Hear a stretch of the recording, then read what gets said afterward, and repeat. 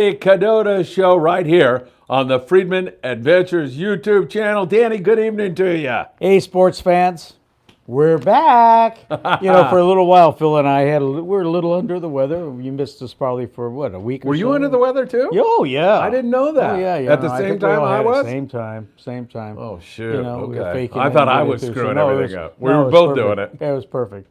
Yeah. But, we just got done with the shows. Phil and I will walk shows, and we will also walk Bart Hall Show, in a couple weeks. And, been around long enough, we can go around and review and look at new items and see what's innovative, what's not, what makes the show go.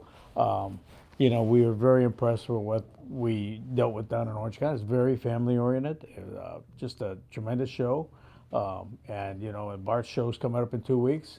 And we'll probably be, I think, Phil, you said we're going to be previewing some of the stuff with Bart. Hopefully get him in the studio too, right? Yeah, we're going to. I'm going to have my show. You got my yours. Yeah. Let's get this thing going. The Bart Hall Show. Yep. I mean, you and I spent so many years at that Long Beach Convention Center. Absolutely. It's Bart. He was out of the game, and now he's back. Yeah, and I was telling you some of the funny stories. I mean, just the blimp alone, where we flew the first radio remote control blimp inside the Long Beach Arena, and it was actually Kozo Shimano that hit a booth and broke a few rods, and they happened to be one of our competitors, and it wasn't on purpose; it was by accident. It was. You sure about that? It was Lamaglass, and at the time we were at G. Loomis, so we were in the same town of Woodland up north, But no, this is, going to these shows really has a lot to do with the friendships that you built with people in the industry.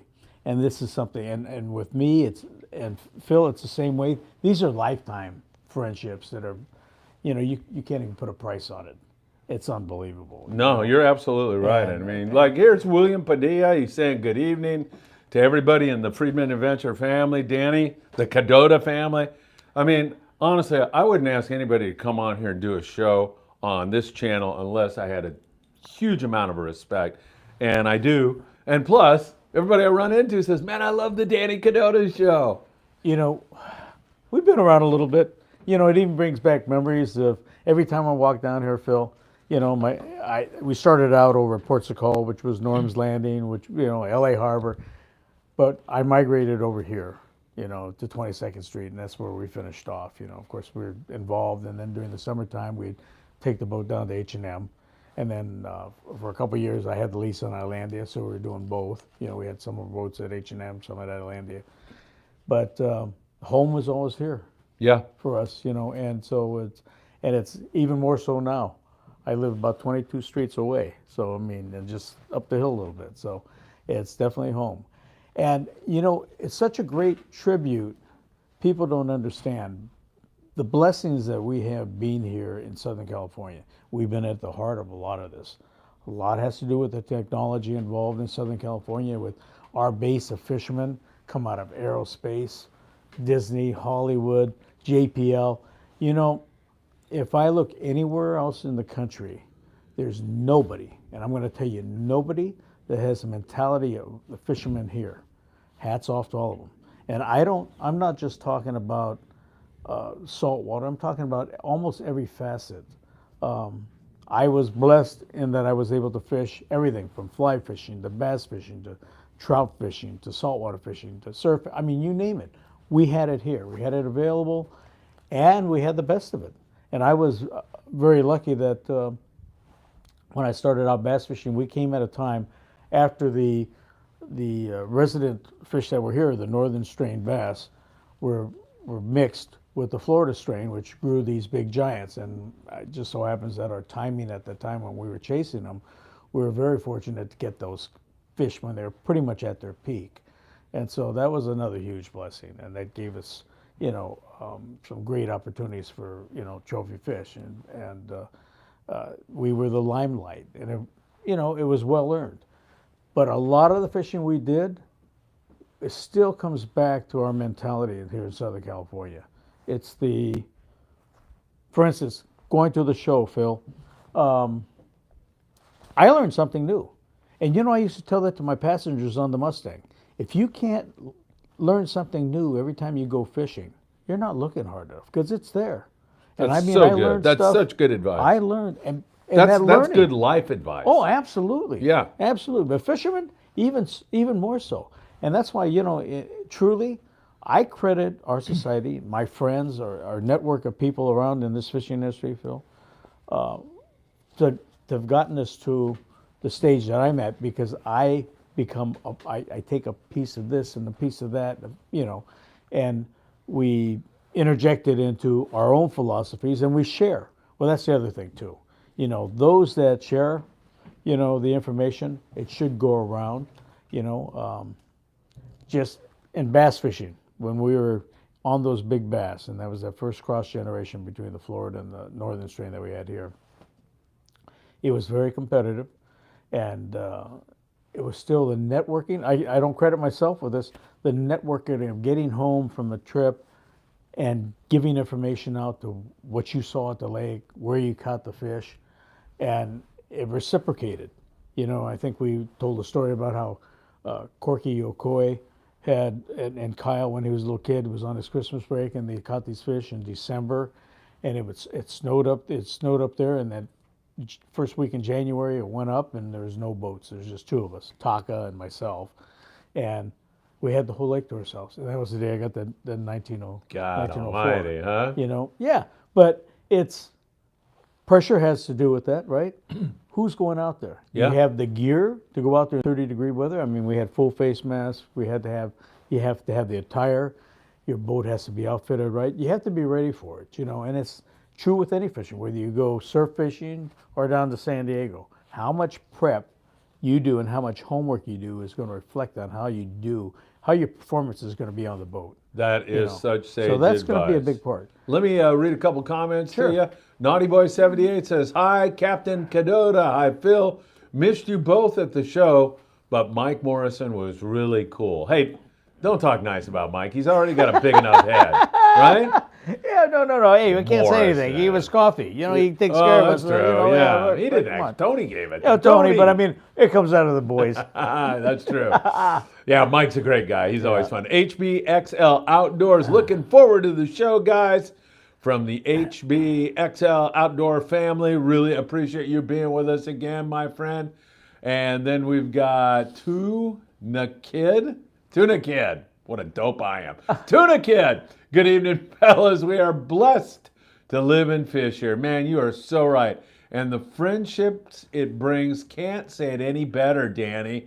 We all learn each and every day. Man, I love it. And William Padilla says, hopefully I can make it to Bass Pro this weekend. Hey, if you don't mind, I'll mention we're going to be at Bass Pro. I don't know. Let it go. Yeah, Bass Pro will be there this Saturday, and I'll be doing 6 podcasts from 1 in the afternoon until 2:30. But before that and after that, I'll be up there at 11 a.m. Come on by and say hello. He's so right, Tuna Kid, he's reemphasizing what you just said about the friendships. And one guy that I saw at the show, and I didn't realize you had such a great friendship with him, and that is Brian Shaw. Oh, yeah. Now OB Show. He's the assistant coach of the Clippers now. And before, he was a player with the Lakers. That's when I knew him. What a great guy. He's just a first-class person. He deserves everything he gets, because 100%. As a human being, what he's done in his lifetime and taking over, when his sister got in the accident, he brought up the kids. God bless Brian. And he should be blessed because he's earned that right. He's just a phenomenal person. He's a remarkable human being. But it's just great. And I still want to get him down. I was just talking to Phil about this. His mom's from Guyana.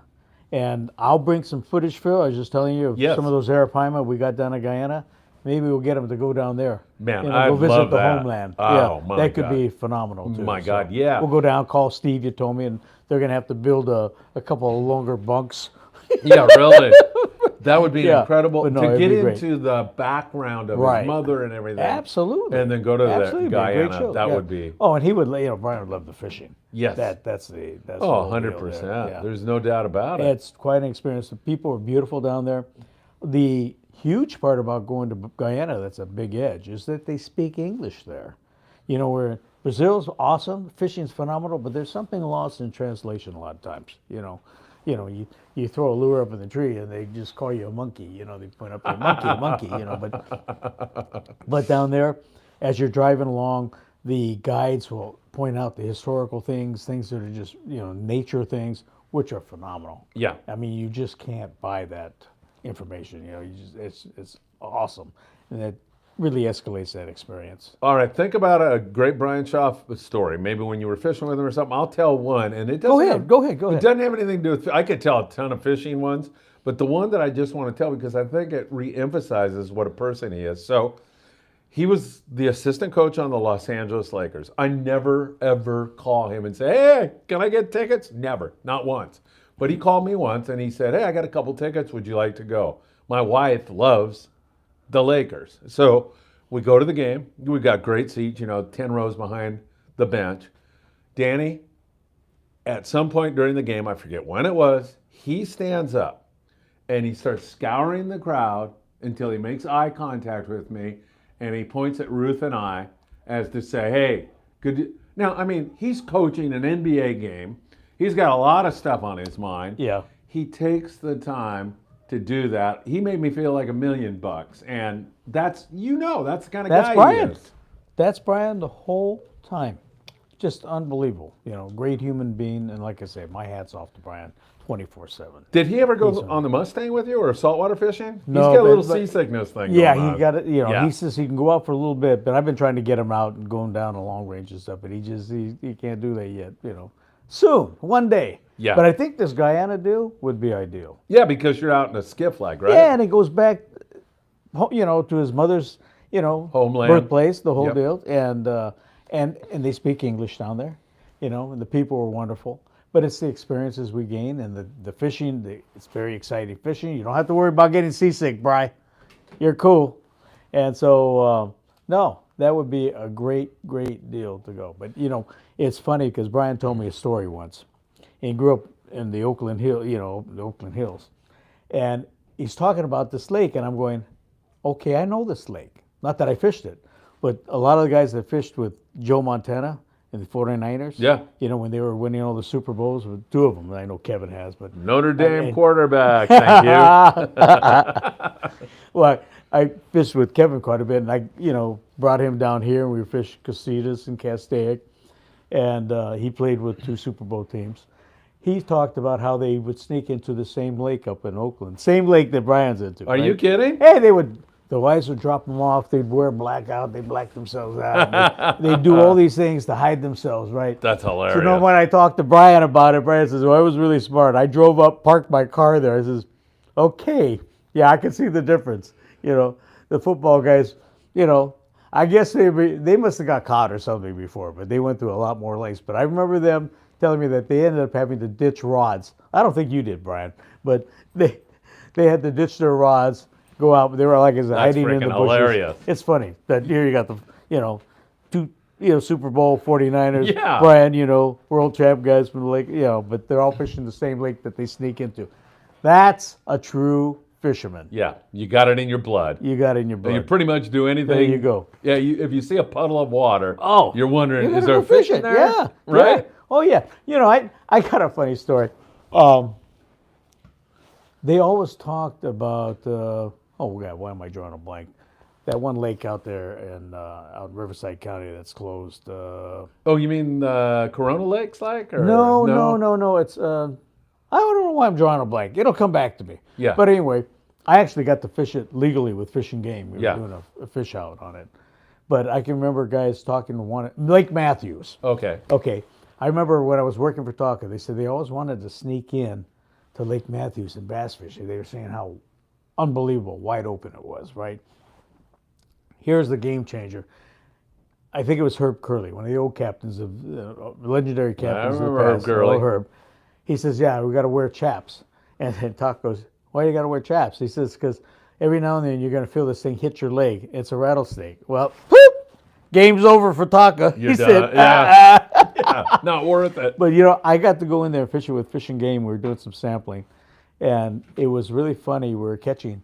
I had a lot of stripers, and the stripers were super skinny, but the bass we were catching were healthy. And you started looking at it and go, wonder why that would happen. Well, the stripers were eating all the shad, the fin fish, and the bass were healthy because they were probably eating the crawdads. So you look at, even though they're the same impoundment, because of their diet, one species was healthy, the other wasn't. And I remember catching, I forget how many hundred we caught, but they were doing sampling and testing, and they were releasing them and stuff. But it's amazing to look at that in the same impoundment. And I've been very lucky over the years to have done a lot of those things, like in Diamond Valley. I fished it 4 times before they opened the lake. And I mean, and our best, we broke a record for 4 of us. We had 308 fish for the day. Wow, that's amazing. It was fun. It was fun. And like I say, we were blessed to have that tie with all the fishing, Mike Juicy and all the guys at Fishing Game. And you could see the population go down on the, not the population go down, but when we first went, they were all like probably 10 to maybe 13, 14 inches. And that's where we got the sheer numbers. But as it grew and as the lake grew and filled up, the numbers would go down a little bit, but the sizes started going, started growing, tremendously, to, I think at the end, I think we still had over 200 fish, but a lot of 4 to 7 pound fish. Wow, and this nice. Is with, the guys at Fishing Game. So there's only 4 of us on a pontoon. And I can remember just before going, Mike Juicy and John Bannock were telling me that, oh my God, the record was like 305 or 300 something, and I'm going, oh my God, that's unbelievable. Well, at noon, we only had 80 something fish. I'm going, wow, we stink. Well, let me tell you something. Mother Nature here, the wind comes up. Now, mind you, we're not in bass boats, we're in these big pontoons, and we have to measure, as we catch them, measure them and then release them. And so the wind came up and we started drifting with this pontoon. And there was a point, once the wind came up, the whole time, all of us, all 4 of us were bit all the time, every cast. Wow. It was ridiculous. And we came up, we got to the 300 mark, Jeez. counting them and measuring them, and we did stay a little longer than the other group that had the prior record, but that's kind of like why I stayed out a little longer on the Mustang. If we're riding, you got to go back to the dock. You want to come in high boat. Well, some habits you can't get away from. Yeah. That was just the competitiveness, and but we're very blessed to have been in those situations. So that's fun. Hey, everybody, hit that like button. Already hitting the like button. There's a lot of people watching the show tonight. Thank you for joining us. Danny and I are stoked to have you here.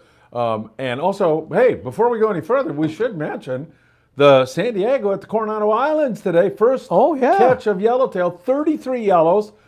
Danny, they look like nice fish. They look like 18 to 25 pound great fish. It was on the yo-yo iron and dropper loop, which is not a surprise in the wintertime. Oh, absolutely. The Liberty had 12. Absolutely. You've seen these bites at the island before, right? Oh, yeah, from the time I was a kid, yeah. In college down there when I was supposed to be in a class, and I was out there at the Coronados. Yeah. Great stuff. Unbelievable. Danielle Sensi says, hey, Phil Daddy, you guys know anything about the offshore or the 30 that's coming up? That's an attempt to shut down another 30% of our coastline. It's a federal thing. Wow. Between the Freds and California, Danny, we need to fight, folks. But let's be reasonable. Seriously, maybe they're onto something here, because what's better for kids? To be out in the environment, seeing dolphin and whales, fishing, or to be on TikTok? And obviously, these people think that kids on TikTok are better. And well, now I'm going to have an I'm having a trouble arguing that point. Why don't we just put up more windmills like they did back east and kill off all the right whales and everything else? So my opinion of biologists over the years is not very high. There's a few of them that are worth their weight in gold, and the rest of them go out there with the right whales and then turn on the windmills and shock them. But other than that, I'm sorry. We've been on the water long enough where we use a little more common sense. And, I think our resolve is always better, but what do we know? We've only been out there all our lives. Right. Yeah. And they're right out of, UC Santa Barbara's marine biology school or whatever it might be. And I've dealt with that in the past, and I've had real problems with that. Yeah. Steve Bermuda says, and Steve, thank you. Steve was the guy that ran over and told me Brian Shaw was in the house and got me over there. But he said, I cannot believe how kind and humble Brian Shaw was to me when I interrupted him and asked him if he was really Brian Shaw.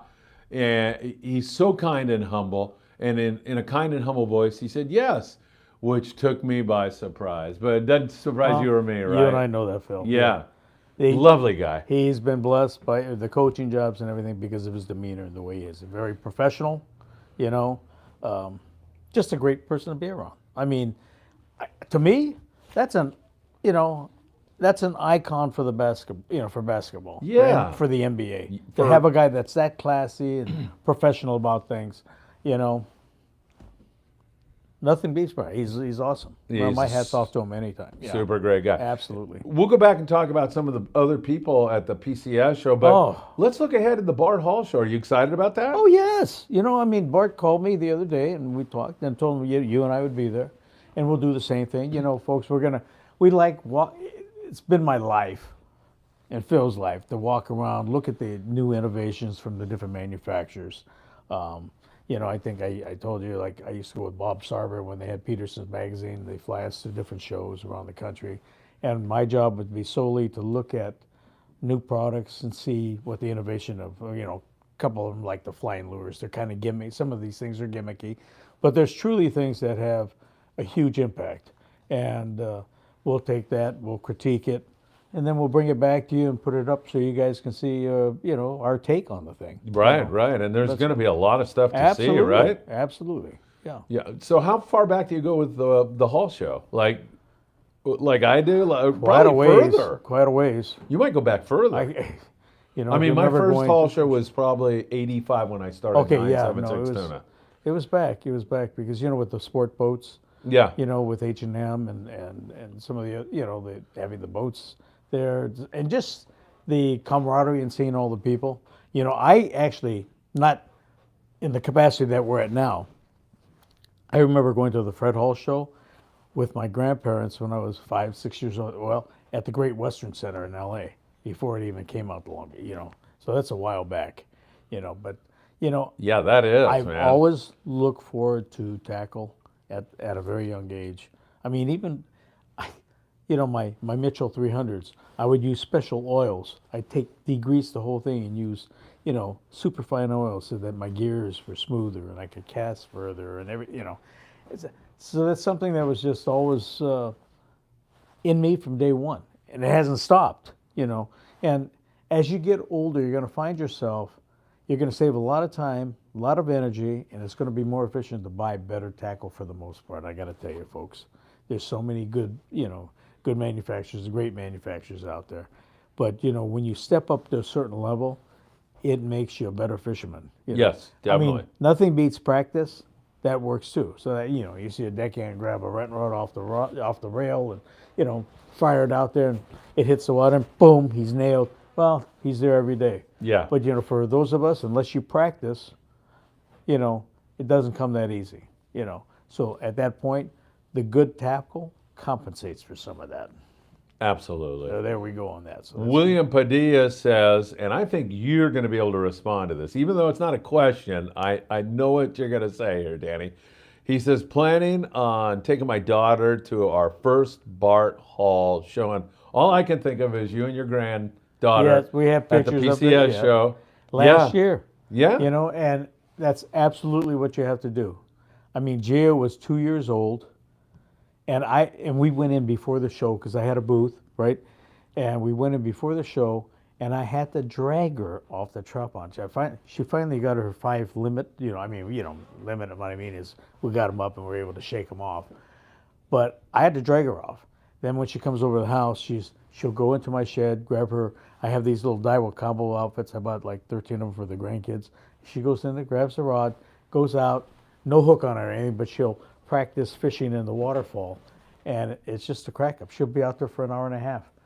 And I can remember when my daughter, when Elise grabbed the rod, she had to go, took it away from her. She started screaming, yelling. She went back in there, grabbed it, went back out again. So, you know, I don't know where she got that. Oh, yeah, I wonder where, right? My grandma was like that. Did I ever tell you that story? You did, but I don't know if the folks have heard this story. God. It's a great story. This is a true story, folks. Yes. My grandparents, when I used to go up to Bishop Creek when I was 4 or 5 years old, I was tying my own hooks. and fish in the streams, but I would either fish with Grandpa or Grandma. So one would go upstream, the others would go, the two of us would go downstream or whatever, vice versa, but my grandfather was on the clock. I mean, he knew his gas stops in Olancha, Mojave, all the way back to LA from Bishop Creek, right? And so he was always on time. So I happened to be with my grandpa. We were upstream at Bishop Creek, and this is the South Fork. And we get back to the car, no grandma.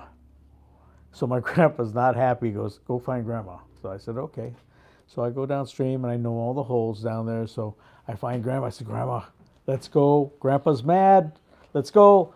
No, they're biting. Now, I wonder where I got that from, too. Yeah, right? really? I couldn't leave it. It's now transferred. Seems to be a genetic yeah, thing, it is. right? Now it's gone out to my granddaughter. But fortunately, she got her trout. This year, it was pretty awesome. They did a gyutaku, which is, part of our heritage anyway. Right. Where they took a trout, inked it all up. Peter J., right? Yep. They took T-shirts, and they were giving away T-shirts. We had to leave money for him. He wouldn't take anything. I says, how awesome is that? Now you got a keepsake for the rest of your life. Right. Here's your first trout. Yeah. And it's on a ancient process that recorded. I think, as far as I know, one of the first processes where they recorded your catch in Japan. Yes. And it's just unbelievable.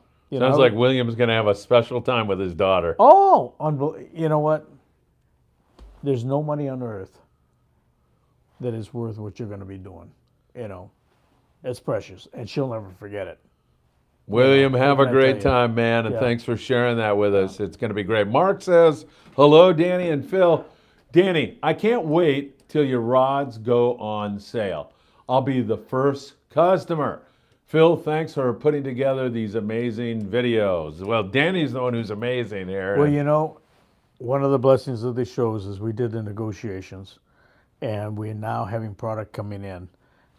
We went with a different manufacturer. We're going to help blaze that trail for Sea Guide, and phenomenal looking stuff.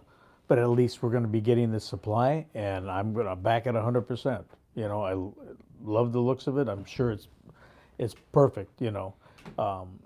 And the thing is, we're going to get it. Whereas with the componentry in the past, what I've been ordering for 2 years, we never saw it. And I can't blame them entirely.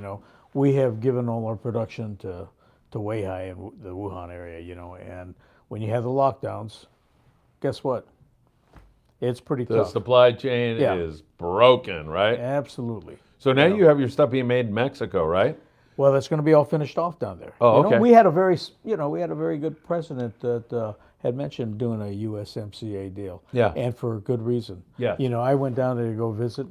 The people were more diligent than what we had, and I saw at the prior factory we were dealing with. That's Mexican work ethic, man. I mean, hard work. It was clean. It was pristine.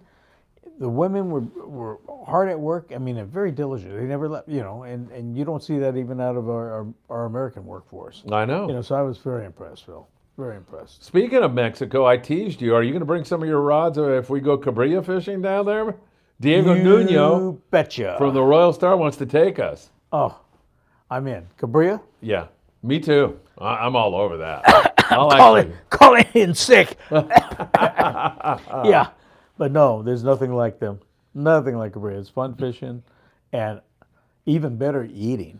And I'm very, very finicky. I mean, I grew up pretty much spoiled on calicos and from Clemente and offshore and this and that. We're very particular about the fish we eat, but I'll tell you what, there is nothing better than a cabrilla. Maybe a baqueta if you can get it every now and then, but the cabrilla and the fight. Getting them on those. Well, we're using those Daiwa SK minnows. The surface. Yeah, they work great. Oh, what a blast! Yeah. And I was taking my calico stuff, the heavier grade where I have the handle extended up a little more, and actually fishing 65. It was a new Yozuri line they put on, and 65, and I used a 60-pound top shot onto that Daiwa minnow, and man, that was a killer down at Bay of Los Angeles. And how was that trip? It sounds like a memorable trip, huh? That was phenomenal too. Yeah, I went with Steve. You told me. Oh yeah. So yep, yeah. Oh, did you have constant action? What grade were the fish? The grade was unbelievable. I'll have to send you some of the pictures, but they were all chunks. Oh, I did nice. get rocked on a big one, but it was phenomenal fishing. So do you anchor up? We were drifting it, You and drift. we pull into a cove, and here's a rock, submerged rock, and in that cove, I think we limited. I mean, it was my it God. was phenomenal. First you get the wolfbacks coming out, and I saw some that were probably in the 30, 40 pound. I mean, unbelievable, huge. Yeah. And just unbelievable. But you better know how to pull. Yeah, they pull hard, You right? better know how to pull. Yeah. It's no joke. Because they're heading right back in that rock, Yep. right? Yep. So again, the concept that I've been trying to teach here to all you sports fans out there is if you keep the rod down low, you're going to get so much more power out of that rod. Their power curve is so much greater when it's down at this point. So at 60 degrees here, okay, on that same rod, you're basically getting about 60 something pounds of pressure before you can, it'll break the rod, which is impossible to do at pretty much at that angle. Yeah. At 45 degrees, you drop off to 45 pounds of pressure, which is still a tremendous amount of pressure. And when you go straight out, so say if you lay it on the rail and it's straight out, you drop down to 30 pounds. So you got half the pressure basically that you do when you're down 60 as you go up. And this is what I don't get about a lot of the people on the guys fishing the cows and stuff. They have their rods up high. Yeah. Well, let me tell you something. The minute you get up higher than 90 degrees, you get up to the 120s, you drop off to 9 pounds of pressure. You get up in the high stick and the 150 to 180, which is straight up and down. Well, it's straight up and down, 6.2 pounds of pressure. You got 1/10 of pressure. Why in the world would you have it up there? And when it's at this angle, this is where you're going to blow the rods up. Yeah. So why, when you're getting 1/10 of pressure, would you chance breaking a rod when you're getting 10 times more pressure down there? A lot of you have seen the guys that have gone to the slow pitches. Yes. The tips is extremely whippy. Right. Just a noodle, right? What are they doing?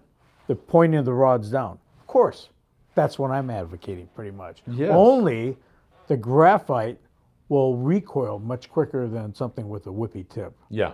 because it's lighter, it recovers faster. And if you're on it with a short stroke, and if you're using the timing with that pressure, oh, Phil, you saw me. I mean, it was like on that tuna trip. Yeah, you kicked We're butt, man. We're catching, on 30 pound. We couldn't get them to eat the 40, and you're catching these hanging 60 to 100 pound fish. Well, guess what? You have got to implement that mentality, or you're going to be on one fish all day, and then by that time you either choose through, you may unbutton it. Anything can happen. Right. But you got to take the max out of the rods, and that's understanding those rod angles, folks. And that's why I have always gravitated to graphite, because the recovery rate's faster. If it's made right, they won't blow either. So, that's something that I've always maintained. Part of this is that when we were growing up, I mean, I kind of understand why people do it because, put a bend in that rod. What are you doing? And you heard that as a kid growing up in this business a lot. But now that's changed when you're using graphite. So you just have to exactly. roll with the changes, man. Absolutely. Don't fight it. When you're bending fiberglass, number one, here's the deal, people. To lift the fish, if the rod has to recover its own weight before it can do any lifting. And if it's 4 times heavier than graphite, by the time you it's mushy, and if you get your stroke on that thing, chances are very good that if that fish gets its head down just a little bit and takes one kick of the tail, he's going to be taking drag on you again. When you're implementing a short stroke on something that's recoiling like this instead of like this, Yeah. okay, slow recoil on glass as opposed to graphite where it's doing this, and you're staying on that thing, the head keeps coming up. Every time he kicks, where's he kicking? He's kicking at you. All you got to do is keep the wind. So, particularly, especially on that trip where we had bigger fish, that's your only chance of landing them. Yes. If you're on it a long time, you're going to get chewed through on that lighter line.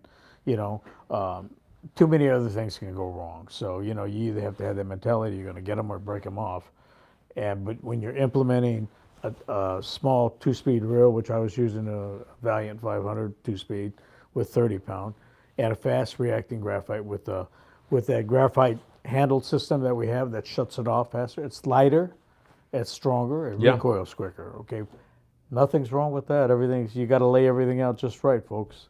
You know, there's a reason technically why I've set it up like this. You know, it's the highest performing.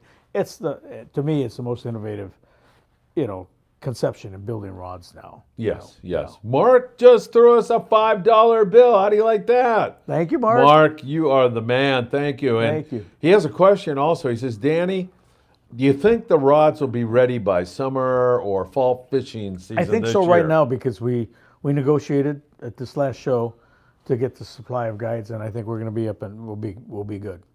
We'll be good. The handles will be there.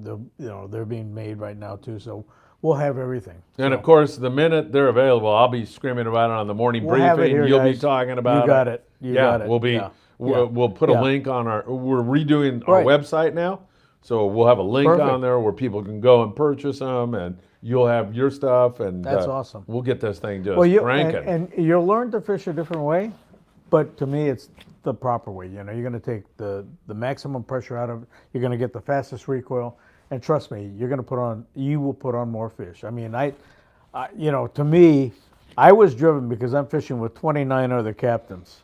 Okay, so there's some competition there. You know, and there's something about the old school, but there's something that you learn every time you go fishing, and you have to keep that in mind. You know, there's things you're going to pick up every time. But the quickest way to learn is to have the tackle that can get you to that point a lot quicker too. And that has to do with, you know, having good quality tackle. This one has to do with the whole concept and higher performance graphite. I mean, I did that with the old, you know, with G Loomis's, and then I had the Black Rock where we use straight graphite because it does recover. Is it for everybody? No.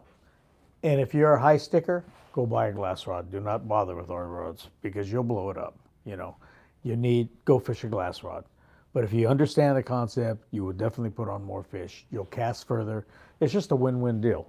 You'll see it, you know, if you implement it the right way. And I'm thinking here, just out loud, I'm committing you to something already here now, but I'm thinking there's got to be a guy out there who says, okay, I don't want to do that, but I'm still not sure how to do it. We can get together here on a Sunday morning. We could do a clinic, Phil. We will do a clinic. We invite everybody down and do a clinic. And so here, not only that, I don't know if you remember on the trip too, you know, all those skippers are all great captains. Yeah, They have the best reels, but I was throwing into a little different zone. That's another reason why I probably got some of those fish. Casting? Too. Yeah. Is Distance-wise. Yes. You know, so that has to do with the performance part of the graphite. I mean, you may not want to say it, but I'll say it. Man, you were on the whole freaking trip long, and you had more fish than anybody, man, and it was beautiful to watch. Not bad for a guy that doesn't fish like you know. I mean, it was right. When we were running the boats every day. Yeah, you just pick up you pick up a rent rod, and boom, here you go. Yeah. Boom, here you go. You know, but you know, as we get older, you got to take advantage of the technology and things that are available to you, and it certainly gives you an advantage. You know, you're so right about that. And this is to all the old guys out there, and you and I certainly, we qualify for that. Yeah. But I think one of the biggest mistakes you can make is saying, and checking out, like not learning how to use the new phone, not learning the new tackle. Right. And you kind of check, right. You know what? I think it keeps you young to stay up with all this stuff. Absolutely. You know, I mean, if this were the case, Phil, we'd still be driving the cars of the 50s, you know. The efficiency, your mileage, your speed, I mean, everything, you know, is scaled up. And it's the same way in the fishing industry, you know, it's escalated the same way. You know? Yes. Naughty Boy 78. This show is invaluable. I live by Fresno, so I mostly fish Morro Bay and San Luis. I found the show after a couple of white sea bass trips out of Ventura last year. So much intel, Naughty Boy. Thank you so much. No, thank you. We love having you here, man. I love that area. Our family's actually from up in the it's beautiful Central up there, Coast. Isn't it? Yeah, it's got a whole different vibe to it, doesn't it? We'll meet you at Jocko's next time we get up there. Hey, that's for a steak. Oh yeah. You know, when I was a kid, my uncle had the gas station, a narco station at the end of Nipomo, and as kids, we'd had BB guns, and we had the permission to go into any of the ranches and open the gates and go shoot our guns and whatnot. But I can remember going to Jocko's Steakhouse, parking my gun out by the front door. Really? Going in, ordering a steak sandwich, and saying, My uncle Yusuf said, put it on his tab. Oh God. Man, we were in heaven when we Oh were up my there. God. Yeah. Huh? Did he So, let yeah. you go there anytime you want? Oh Put it yeah, on he his was. tab? It was awesome. This is my dad's oldest brother. He had the only gas station in Depomo. But yeah, we were in heaven going up there. And for Yeah. people who don't know, that's an extraordinarily great restaurant, right? Oh, Ronald Reagan used to drive there when he would be, while he was governor, would drive there from Santa Barbara up to Jocko's. And it's just very plain, but man, it is unbelievable. Yeah, if you like a steak, you're Yeah, gonna love that yeah. place, right? Yeah. Yeah, great. Scott Grant says, how should anglers adapt to deeper drop levels for this year? So he's talking about fishing the deep water cod. I guess what, your gear, change your gear a little or start lifting weights or You know, what? Go to an electric reel? Well, yeah, I guess, and Phil, to be honest with you, I have not kept up with much with the rock cut stuff. I still have a lot of problems politically with the stuff that goes on with that. What do we know at that depth? But what I do know is that when you're seeing cows in 30 fathoms, where for us, even when we use commercial fishermen at Tanner, Cortez, and the banks offside, Cherry and all that, we were generally in close to 100 plus fathoms. Okay, so now how have these fish have populated? It's been closed for so long. My feeling is they're populated enough where they're coming into the shallow water. Yeah, That's there's having so a many of them, population. Yeah, right? Looking for feed. So I've never agreed totally with a lot of the fishing game regulations. I think a lot of it is political. A lot of it is driven through the university. God, what isn't political anymore, right? And so I don't necessarily buy it. I go for common sense. I'll give you a Russ Iser story right now, folks. Russ calls me one day and says, "Hey, we got to go up north. We got to go up to Santa Barbara." I said, "Well, what for?" He goes, "Well, they're trying to shut down these MPLAs in parts of the Channel Islands." And of course, Russ Iser is a legendary captain. He was my just like Taki, he was one of my sea daddies. Yeah. He was very political, and for the right reason. Yes. He saw the stupidity going on back then too, and he called him out on it. Okay, so I go up He there, didn't and pull we're any talking- Oh, he punches, didn't did pull he? any punches, which I loved, And so we get into this hearing, and we're talking about him, and I said, so first off, I questioned the guys. I said, when was this study done? He said, well, it was done in the fall. I go, are you guys aware by in the fall those fish are already down probably in Mexico right now because they're getting ready to spawn down in Abrios, down the lagoons down in Mexico. And in the spring we would literally follow huge balls of sand beds coming up the coastline all the way up to Cali, Tijuana, up the line into Southern California. Well, these biologists didn't even know that they're migratory. But you're doing a study and you shut down areas based on that, and of course, indicated only a few would stay around. But you make decisions based on that, not really knowing. And that's where I have real problems with them. And if you think about how the educational system is tied into the politics, explains everything that's going on in our country right now, too.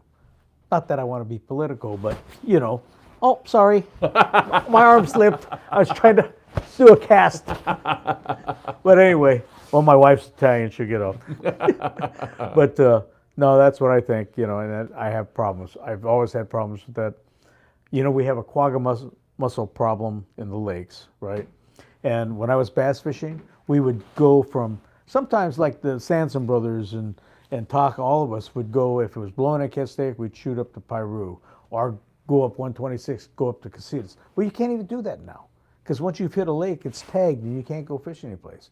I talked to Butch Brown. He's got 4 bass boats for different lakes because we can't do that. How stupid is the state for having to make a guy like that? But Butch is an astute enough bass angler. He goes through the trouble to do that, But for me, I would say the heck with you guys.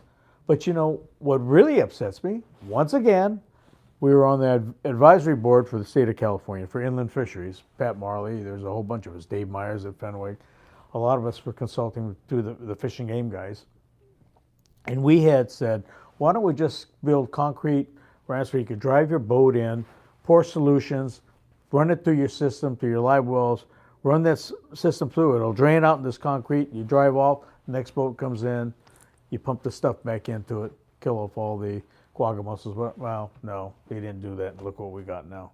Once again, that's why I really, when it comes down to the politics of that, I give them a big goose egg for the way they've managed. How much of that do you think is elitists looking down their nose at the dumb fishermen and saying, what do you know about it? Like, you don't have a Yeah. master's or a PhD. Yeah, I'm yeah. the all-knowing. Yeah. You don't get that from all those guys, but yeah, you certainly get that from And some that's PhD. about as much credibility and respect I give them too. Yeah, Because right. they should be talking to people that understand that. Yeah, the They're guys that there are every out on the day. water. Yeah, I mean, that's what I said. The one kid I questioned, the biologist from UC Santa Barbara, I asked him how much time he had in water, and he said, well, none, really. I said, well, that explains it. And not being facetious. Of course, I was being facetious. Yeah. But you know what? It's true. And that is a huge problem that we have.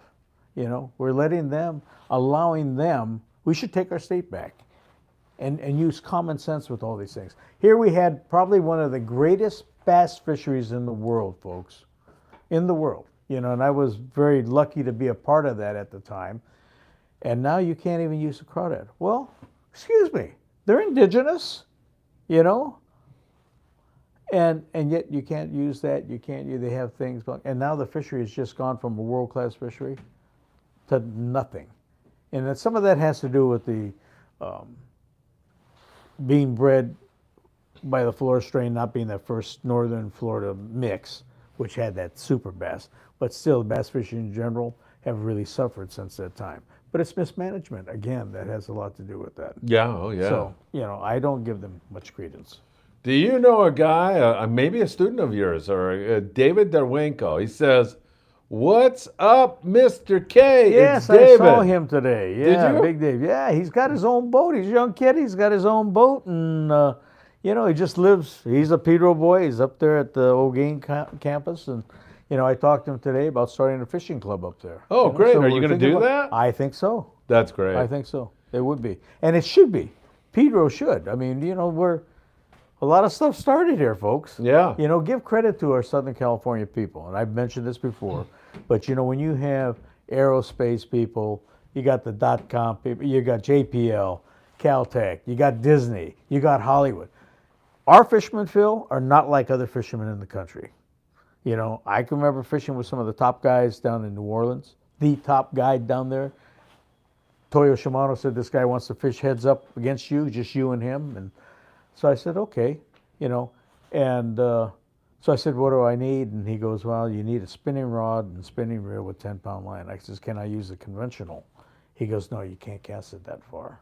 I go, well, you know what, I'm going to try, And so I went in the Shimano booth, grabbed a reel, I think it was a Chronarch, we put 10-pound line on it, went in Loomis booth, grabbed a rod, a 8400 I think it was, and I go fishing with this guy. We're fishing live shrimp, so it's no big deal. So you're going through the bayou, you get out and you go fish the oil rigs. Well, it's every cast, Phil. He's fishing the spinning rod. He's netting his fish, I'm bouncing my fish. So you can imagine, I'm bouncing him, shaking him off, and he's getting his fish caught in the net. You can imagine how now, as I start to lap him, Oh, the fish, yeah. he's getting more and more frustrated, messing up, breaking fish off, doing this and that, And I just look at him, it's every cast. I ask him, do you have any plastics? Nah, we don't use that stuff. Well, hello, it's ideal. It hits the water and it's gone. Yeah. So he happened to have, I don't know if you guys remember back, some of you old guys will know this, but they had it's called a salty dog. It just had a little tail, piece of plastic, chunk of plastic. Yep. He had something like that, but the plastic was so old I couldn't even see it. I opened it up, I go, oh, well, that's plastic. Put it on a lead head, fire it out. Now I'm doing like 3 or 4 times what he's doing, and this kid is just What's to kill fumbling you? around. Oh yeah, he's fumbling around, But you think they change? They don't. They will do the same old thing. This is the difference between a Southern California fisherman and a lot of fishermen around the country. To my knowledge and from experience, the very few fishermen that will make those quick adaptations, that have done their homework, when I fished with the Linders, and I did some shows with them, film shows with them, they did their homework before they came out here. They're very astute fishermen. They do their homework and they know the technical aspects of it better than almost anyone in the country. So, in traveling and getting to fish around the country, you see the different trends and the mindsets from the different fishers around the world. And I will tell you, because we do come from aerospace and Hollywood, and we set the bars, our people here will not settle. That's why Carl Newell did the aluminum spool. Yeah. Because, and I told you this story before too, the first show I went to a pen booth, and I was little, and I said, is there anything you do about, we got a metal spool we can't cast with, we got a plastic spool that I can cast the chovy and I could hook a fish, but the spool spreads. And their answer was, well, we sell every reel we make, we're not changing our tooling for you guys in Southern California. Shame on you. Look what happened. Yeah, right. You know, Carl Newell. But it's a mindset, and I credit all our people here. You know, it's our fishermen, our young kids, or our hardcore fishermen. We don't settle for tackle. We tweak it. We make it as best we can. If not, we'll redo it again. We had the first CNC machine reels, done by guys that were aerospace guys. Yeah, they right. had access to a CNC machine. So, Yep. Shame on them. And look how long it took for Penn to kind of come back in the game now. Yeah, right. They were out of it for a long, long time. I think it's great if you get this thing going, the club, because I told you that when I was teaching at Bishop Montgomery High School in Torrance, right on the border of Redondo and Torrance. Absolutely. In fact, when I was taking my kids to school in the morning, when they were going there, we'd go down and surf fish. We'd go, hey, let's go, man, 5:30, catch a couple Corvina, and then they'd go to school. But Dave Jacobs, he's a police officer. He was in my fishing club. Ted Havel, he was in the fishing club. A girl that I don't remember that well, but wrote this lovely memory to me about how much she loved the fishing club at Bishop Montgomery when I was there. And her grandfather got her fishing, so it brought back all these great memories. There you go. And so, it's crazy. And that's why I want to do that. I want to pay it back. I've been blessed all my life being around that fish. I got my first yellowtail right here on the Horseshoe when I was 5, but I walked in Sierra Streams when I was 4. But I want to pay that back, and I think we got an opportunity. We got fishermen like David. These kids, they get it, and we can take them to the next level. Maybe get him a captain's license one day. He'll be running the American Angler or one of those. He already has his own boat. But we could take you to that level, and you could, experience a lot more going down below, fishing long range, and doing a wide range of fishing. So he's up there now. He's saying, "I want to catch yellows, Danny." Well, you biting, gave him the scoop. There you go, man. And in case you're coming on late here, folks, the San Diego had 33 18 to 25-pound yellowtail today at the Coronado Islands, yo-yo iron and dropper loop fish, while the Liberty had 12 fish. Danny, sounds like spring is finally here, even though we're going to get some rain tomorrow. Oh, but, it might get a little wind too. It might put us back. But and I got to tell you, I'm thinking right now those bluefin are there. They're not going anywhere, but they got their noses down, and there's a good reason. They're probably chunking up, they're just choking on squid down there. So by the time we get them, they're going to be nice and fatties, But there's so much biomass of bait on Tana and there's no reason for them to. It used to be in our head that they went back to Japan and then came back across. I don't think so. You put any more of those chili rellenos like your wife made. Are we going to walk 2 miles to go to a restaurant when we have that food right there? No. Those were good, weren't they? They were delicious. I'm ready for another one. Yeah. Awesome. You and I were talking to Sean Roberts, who runs the Pride. You made a trip with him last year. Yeah. Sean is going tomorrow night on a day-and-a-half trip. Oh, now, a guy named Bob Elliott, who's a private guy, but I think he takes people fishing also. He had 5 of these giant sea bass here recently, like over 50-pounders. So knowing Sean, we asked him straight up, are there bluefin around? He goes, they're everywhere. And so he's tuned in. His sources are great. Well, my first time on his boat. How do you get any better than that? My first cast. I know. You were the first guy to hook one, right? First cast. Yeah. Hard to beat. That was with the Dean. But then we had live squid too. But and it was funny. I've never fished that. Well, no, I take that back. I've seen it once down at the Coronados, but this has got to be 30-something, 40 years ago. What's that? The squid bite. Oh. We ended up making some squid down in Mexico and bringing it back up fishing the Coronados. Yes. And it was pretty wide. It was pretty wide open. But when we were out there at Tanner, the bite was different. I could see the guys with the squid, and it almost looked like a perch bite. You're watching it, thump, thump, thump. But it was a bluefin kind of just munching them. And I'm going, what the heck? For me, I'm kind of old school. When that Dean hits the water and it hauls, and it changes gears. I go, get ready, and then kick it in gear, and you go, bingo. Yeah. Yeah. But no, it was phenomenal fishing, whether you had a squid or a Dean. So yeah, it was awesome. William Padilla says, is there any clubs in the Inland Empire? William, I don't know, but Google that. I'm sure you could find some there's stuff. great gotta clubs be. all over. Who's out in the Inland Empire? There's quite a few, William. I don't know so much of club. I used to carry a group from San Bernardino. Yeah. And in that group, it was Herb Clemenson. He was a realtor out there, and he used to charter a boat.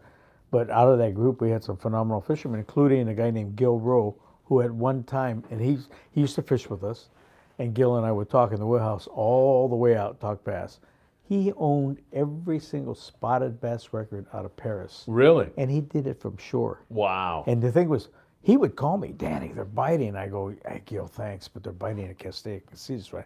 The time coincided perfectly, but I missed an opportunity to catch those giant spotties. Well, and it was that same time as that first generation cross between the Northern and Florida. So, I was looking at the 20-pounders. But, if I could have got down there, got a 9 or 10-pound spotty, that was the same type deal. Yeah. And Gil is a phenomenal fisherman. Same thing. Another great mind, a rod wrapper. I mean, we're just blessed being around all these people. Oh, I yeah. mean, these experiences I look back on the boats, the days of the Mustang and everything, invaluable. Sam Roberts is cracking me up with his comment. Sam, thanks for being here. Thanks for the comment. He said, hey, Danny, put those spinning reels to shame. The guy that you were out fishing that time, you Sam, took it to him. And these guys, they don't change. That tells you where their mindset is. Southern California guys, like us on the boat, it's not going to take more than 1 or 2 fish before we look at it. We go, oh man, got to change, got to do this, got to do that. They have a different mindset. We are way more competitive. We're way more dialed in to tricked out tackle. All the fluorocarbons, all these concepts, short top shots. For God's sakes, look at Spectra. Came out of my sea daddy, one of my sea daddies. Taka's one, but Russ Iser was the other. And I can't tell you the heat that he took initially. And I didn't agree 100% about its use for everything. And guess what? I was wrong. I use it for my trout rods. I use it for my fly. Here's one. I fished with a guy named Ray Beadle. He's owned a lot of fly fishing world records. But he attributes it, there's no way they could have caught these big marlin on light tippets with Dacron line because Dacron absorbs water. So that water weight alone will break the light tippets. So with Spectra, thanks to my sea daddy Russ Iser, right? That's, allowed for that. And I got to fish with them and Jose Wahebe before he passed away, before his plane crashed. But with Ray Beadle we did it on the Fortune. Yeah. With Jose Wahebe. And, you could see the impact that Spectra had worldwide. So again, we're blessed to be around these kind of people, Absolutely. Yeah. Hey, David, the kid that that has the boat, Yeah. he says, what's your favorite rail rod? What's a good rod for a knife jig? I got to tell you, we have we got some prototype straight graphites, Dave. Hang in there. They're going to blow everything away. We played with them. We've got to do a little heavier action on one of them. But, once again, they're lighter. They recoil quicker. I'm not using it for casts so much as I'm thinking about it for when you have it on the rail and the recovery rate comes up fast. Here's the thing guys don't understand. When you're timing it on the boat and it's laying on the rail, you got maximum pressure there. And as the boat comes up and down, as long as you're on that the whole time, that fish will keep planing up, right? If his head's pointed up, folks, and it kicks his tail, which way is it going? He's going up. And if you just keep up with that, You keep with coming the at whine, it kicks itself right to the boat. Is it the same theory as when you're lift pulling? You don't let them get their head. You just keep them coming. They almost come up and bite the bait, and you want to keep that wanna just same keep motion them going, right? Or using the momentum of their Yes. their tails coming out of line. Yeah. Let me tell you, if they get their heads down, they rip you a new one, Oh, as you're we call screwed. it. Yeah, I've been I don't there. want to say, they will just, and I've seen it. It's kind of funny, and it's happened to me. Not paying attention. I just wasn't paying attention, and I had my bait too far down in water, and it just got the tip down on it, and it's brutal. Yeah, it's So, kind of like that. It's the though. same thing. The Yeah. great analogy because, you want to keep that thing coming the whole time, and that's where the fast recovery with graphite will do.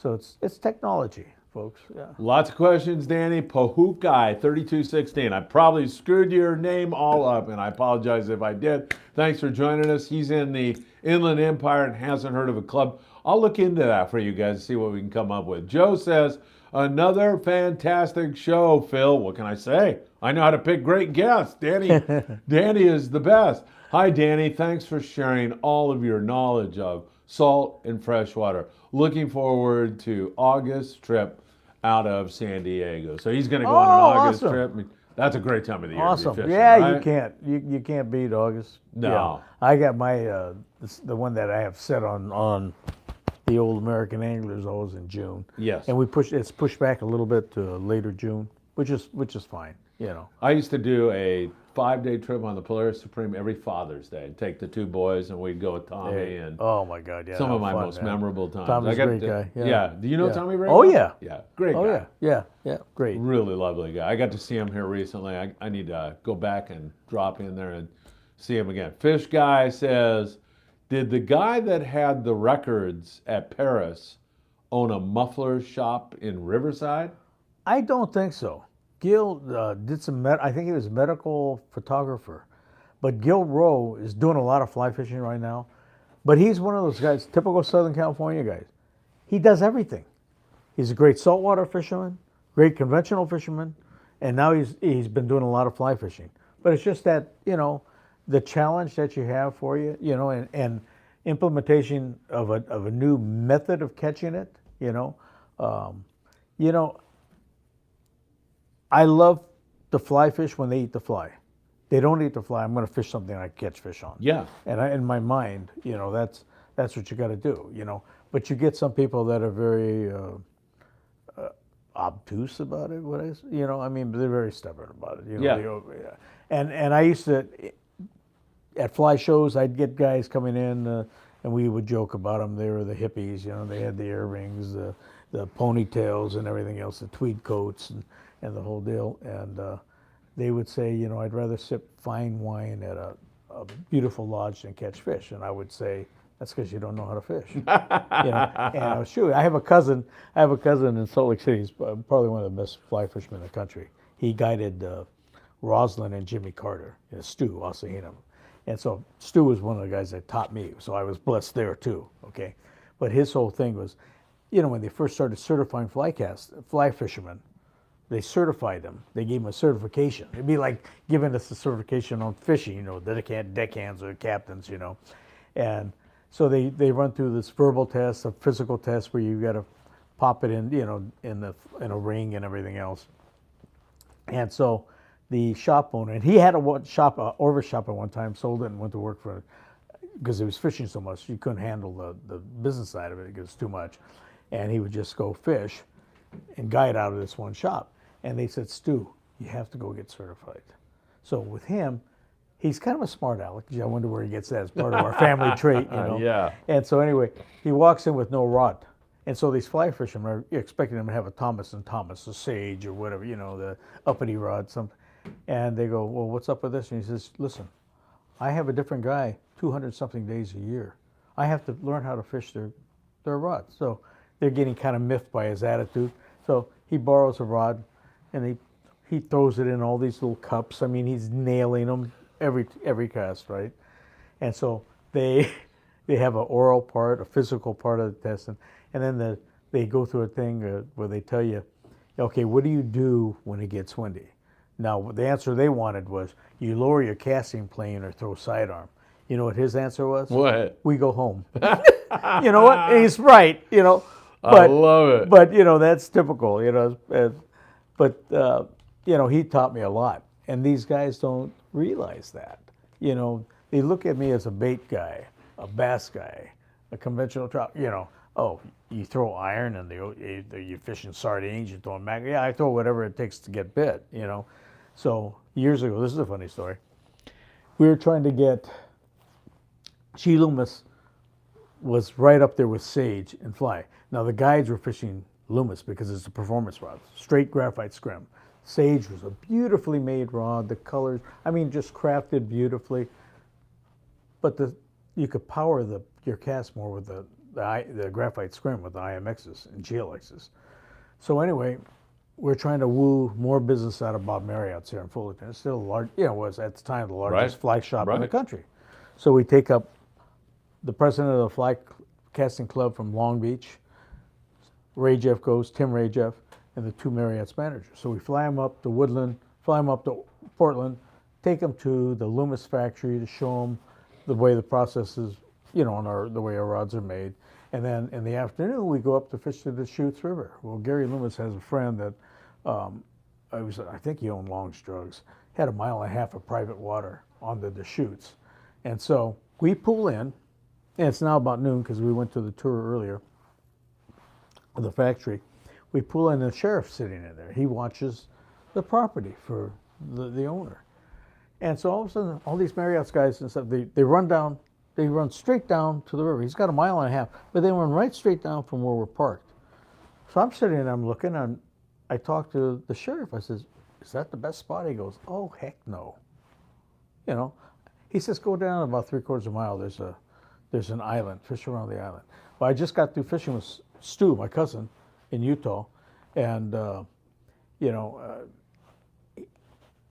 we were fishing a double midge for the trout, catching these big browns out of Provo, right, out of the Provo River, right in the town of Heber. And so anyway, I take a 7-weight, and these guys they want to catch them on this green skunk bud. As you're streaming it across the surface, these steelhead would come up and eat it, right? So those guys went right there. I went down, found, after talking to the sheriff, because, hello, he fishes every day, and I went where he went. Well, I didn't get any of the skunk, but I started fishing the double midge with the 5-weight, like I was doing with my cousin in Utah, and just started nailing the trout, the red sides, beautiful red side trout. Just as they started to get a little dark, the shadows as the sun was going down, right? And the bottom is very slick. I had felt soles, but I didn't have cleats on the felt. So and I was an area just above a rapid. So if I slip, got caught in the rapids, I'm dead, literally dead. You fill up your waders and you'll drown, right? I hang a steelhead fishing the 5-weight, and I'm fighting it, almost pull it in, almost get to a spot where I could land this thing, and finally it starts to go out into the rapids down below, and I just pointed it and I popped it off, right? So I don't tell these guys this at dinner. They had one follow the whole time between the 4 of them, right? One follow. So I didn't tell them. I wasn't going to tell them that. So the next day, we go back out. We're going to fish the morning and then fly back to LAX in the afternoon, all right? So they go down the same stinking spot where they didn't catch anything and throwing the same bait that they didn't catch anything with. I run back down there, and so I take that 7-weight with the skunk butt, and I throw it to where I hooked that steelhead, the night before, and nothing. So I go, wow, what the heck? So I pull out the 5-weight. It's a double nip. Sure enough, I nail another steelhead. It's smoking me, but I could see my footing, and so I end up landing it. It's probably 8-9 pounds, okay, and got them off on 4-pound. Got them with a small midge, okay. So I get back. I have the only steelhead, and you know what they told me? Well, that doesn't count. You got them on a midge. Well, eggheads, it's about figuring it out. And I don't care whether you're fly fishing, bass fishing, or tuna fishing. It's about figuring it out. And if you're going to sit there, it's like a guy on the boat saying, well, I'm only going to catch a bluefin. I'm only going to use surface sand. Well, good luck. You got to do whatever you got to do. Yeah. It's about figuring it out, people. Observing, figuring it out, adapting, right? Be astute. Be a student. Watch. Pay attention to what the successful guys aren't doing it by luck. They're doing something right. And if they're doing it consistently, you really got to pay attention to them because there's something they're doing they're not catching it by luck. Great lesson, no question. Pohukai3216 said, I pronounced it perfectly, and it means calm ocean in Hawaiian. Thank you very much. I love learning new words, and that is really cool. Thank you so very much. Fish Guy says, I used to love Jose Wahebe's show. You have any good? I did a couple shows with Jose. How was he? He was a great guy. He was, he was a great fly fisherman. What, but was he a decent guy? Yeah, yeah, Or he was a down to nice guy. earth? He was a nice guy. He was a nice guy. He had a little bit of that, too much of the Arrogance? fly into him. A little arrogant? Yeah, he had too much of the fly into him, you know. Yeah. So I took him down to San Diego. We did a show on the Fortune, one of our other boats, right? And Steve Tanaka ran the trip. And we get out there, and Ray Beadle, who has all these, Marlin World Records, thanks to Spectra, I was talking about, same guy, and he was the one that told me, I wouldn't have had these records if it weren't for Spectra. I said, well, then you got to thank Russ Heiser, right? So anyway, we're doing shows and catching yellowfin on light line, and they kept trying to get them on a fly, but they, when they don't go, they don't go. Right. Even yellowfin. Yellowfin are more, susceptible to eating than, say, a bluefin. But if they don't go, they go. So I'm nailing, I throw out the dean, bing, and we cut actually 2 shows out of that. But it has to do with just paying attention. You feed them what they want, and so he was a good guy. But he was a fly guy. And So I'll what can you say? leave it at that. William Padilla wants your prediction for the spring and summer. I'm guessing saltwater. William, let me tell you something. We're going to take whatever Mother Nature dictates, and I'm going to give you an example of that whole deal. Here's the problem with listening to biologists.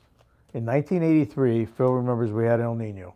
That water got so hot, all the kelp died all up and down our coast here. And the biologists said the oceans are going to die because of this warm water. Okay, 1983. So we had big eyes, we had the yellowfin, we had dorado, we had all kinds of stuff, warm water fish coming up. I mean, my God, the Royal was on multi-day trips fishing 15 miles out of San Diego. That's crazy. I should have got the picture, but there was an Avon that circled Frank on the Royal once, and you could see Point Loma in the background. I was just cracking up. But when the fish are up in that area, you got to come fish. You got to bring Yeah. the boats up. Yeah. Why are you down at Alejos? There's nothing there. All the stuff is up here, right? Yeah. Okay, so now we have warm water, hot water, yellowfin stuff, and everybody predicting that the ocean's going to die. Well, Ralph Miller, I guess he was probably taken by some of the reports from the biologists and everything. And that was the year we ended up buying H&M. He sold H&M to us that year. Well, 6 months later, I'm on the east end of Clemente with my 10 dB on the Mustang, shooting over Clemente, listening to these albacore stops going on down below on the mushroom and the butterfly. Oh my God. Okay. And, we had a record albacore in 84 and 85. It was phenomenal. Probably some of the best albacore years we'll ever see. But again, predictions by the biologists, because the hot water the year before, the ocean's going to die and everything. You know what? I don't trust those biologists. I trust the biologists as much as politicians. So so here you go. You don't know what's going to happen till it happens. And so who are they to set the laws on what goes on with our species and everything? That's my biggest problem with that whole deal. Rick Slater says, did you ever use Velveeta or salmon eggs? Did people buy them to eat? Okay, here's the can eat deal. Velveeta cheese, Here's the can't deal. you? I was 4 or 5 years old. We'd be fishing Crawley. We'd go up the Sierras and fish Bishop Creek. They like stream. My grandparents like stream fishing more than anything. But then we'd rent a boat at Crawley and we'd go out and fish. His secret weapon that I swore to never tell anybody was he took Velveeta cheese and smashed salmon eggs into it. Really? So it would milk. You put it on a treble hook, and that was the secret weapon I wasn't supposed. Turns out everybody had that secret weapon, But I mean, it was funny because that was something that they did. But what? Start thinking about this again. It goes back to California fishing, innovating, doing different things, because it's very competitive, and so from the age of 4. I already had that mindset, trying different baits, playing with different things, tweaking things different, And that's the way our fishermen are here. We've been talking about people reluctant to change, and William Padilla says, I think a lot of anglers are just stubborn. I think a lot of people are just, they get, and it's, Yeah. it's, I don't want to say it, I mean, it is a bad thing. But you get comfortable, you get a little older, you get resistance to change. Yeah. If you're doing that when you're really young, then you got problems. Now, I got a perfect example of that too. Yeah. Even with me,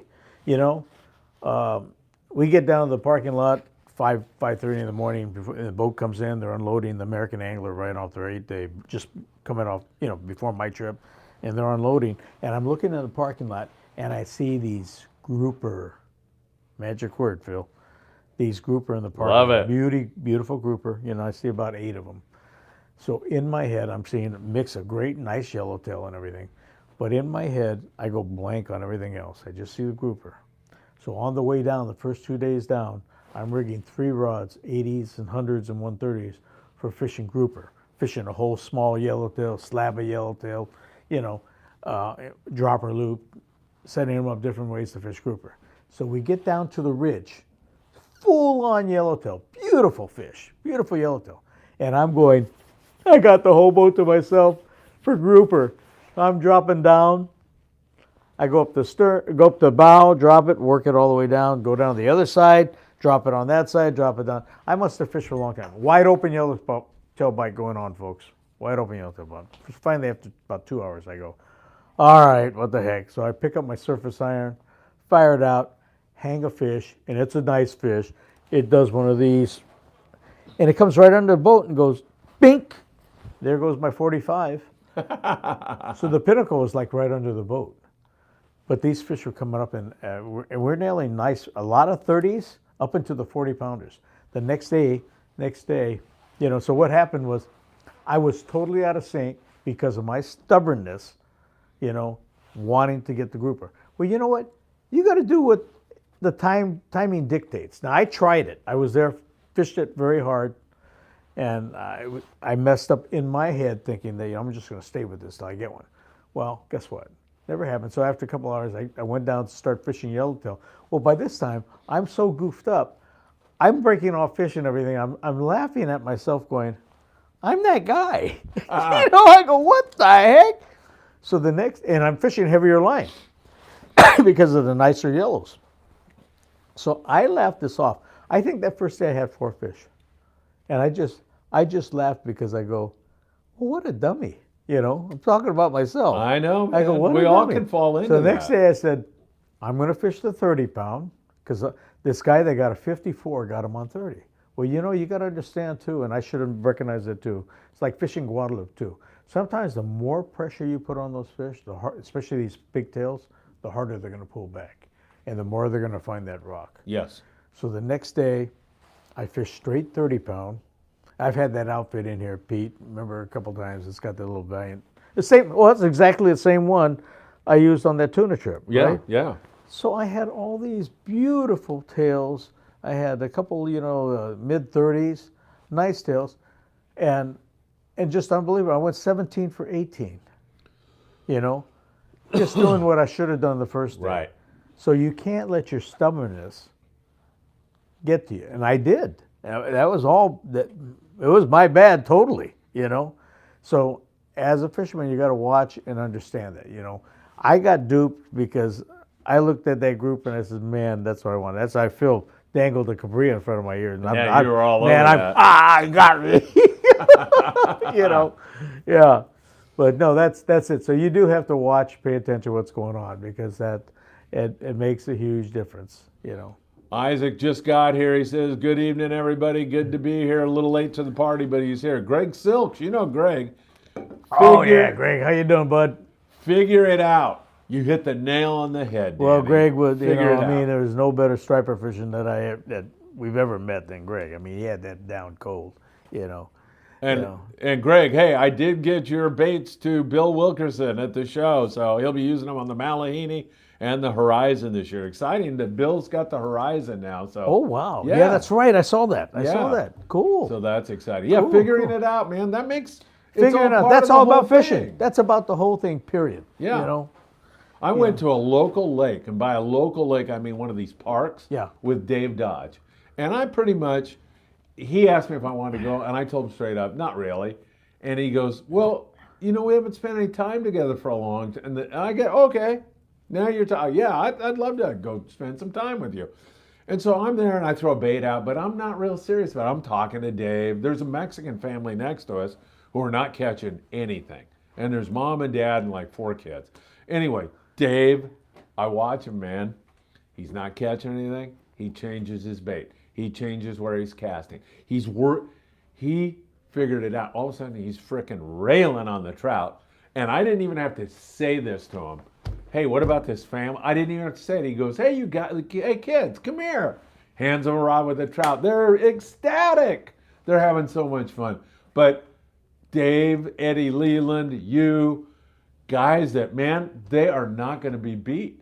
They are not going to say, well, they're not biting today, I'm going home. They're going to figure it out. When Jordan took me to the Fin and Feather, which was, a local lake, but yet it's on my bucket list. I drove by that thing for 60-something years now, going up the Sierras, always wondering what was there. So I got my dream fishing with Jordan and his dad, and a bunch of other guys, and they're all these really sharp trout guys, right? So one was throwing a tungsten lure, mini iron, The other was like drop shots with these flukes and stuff, these plastics. So I have them rigged up that way. So when we first got there, I got one bump on this fluke, drop shotted, right? But these guys, and these are all great fishermen, trout fishermen, right? They're all throwing the iron and everything else, and yet we're not getting anything. So I go, all right, I hate to do it. I snip, 2-pound line, little power bait, hits the water, and it's like, it hits the bottom and it's on. And so I was able to get a couple of fish before those guys even got switched over. But I mean, again, yeah, it's power bait, but it's still about figuring it out. And do what you got to do. Every fishery, whether you're fly fishing, I don't care. It's the same thing with every fishery. It's figuring it out, folks. Absolutely. When you're saying it's too windy, it's too cold, it's too that, no, that's a cop-out, And there's times when, you don't catch fish, but maybe you don't catch fish is because you don't figure it out.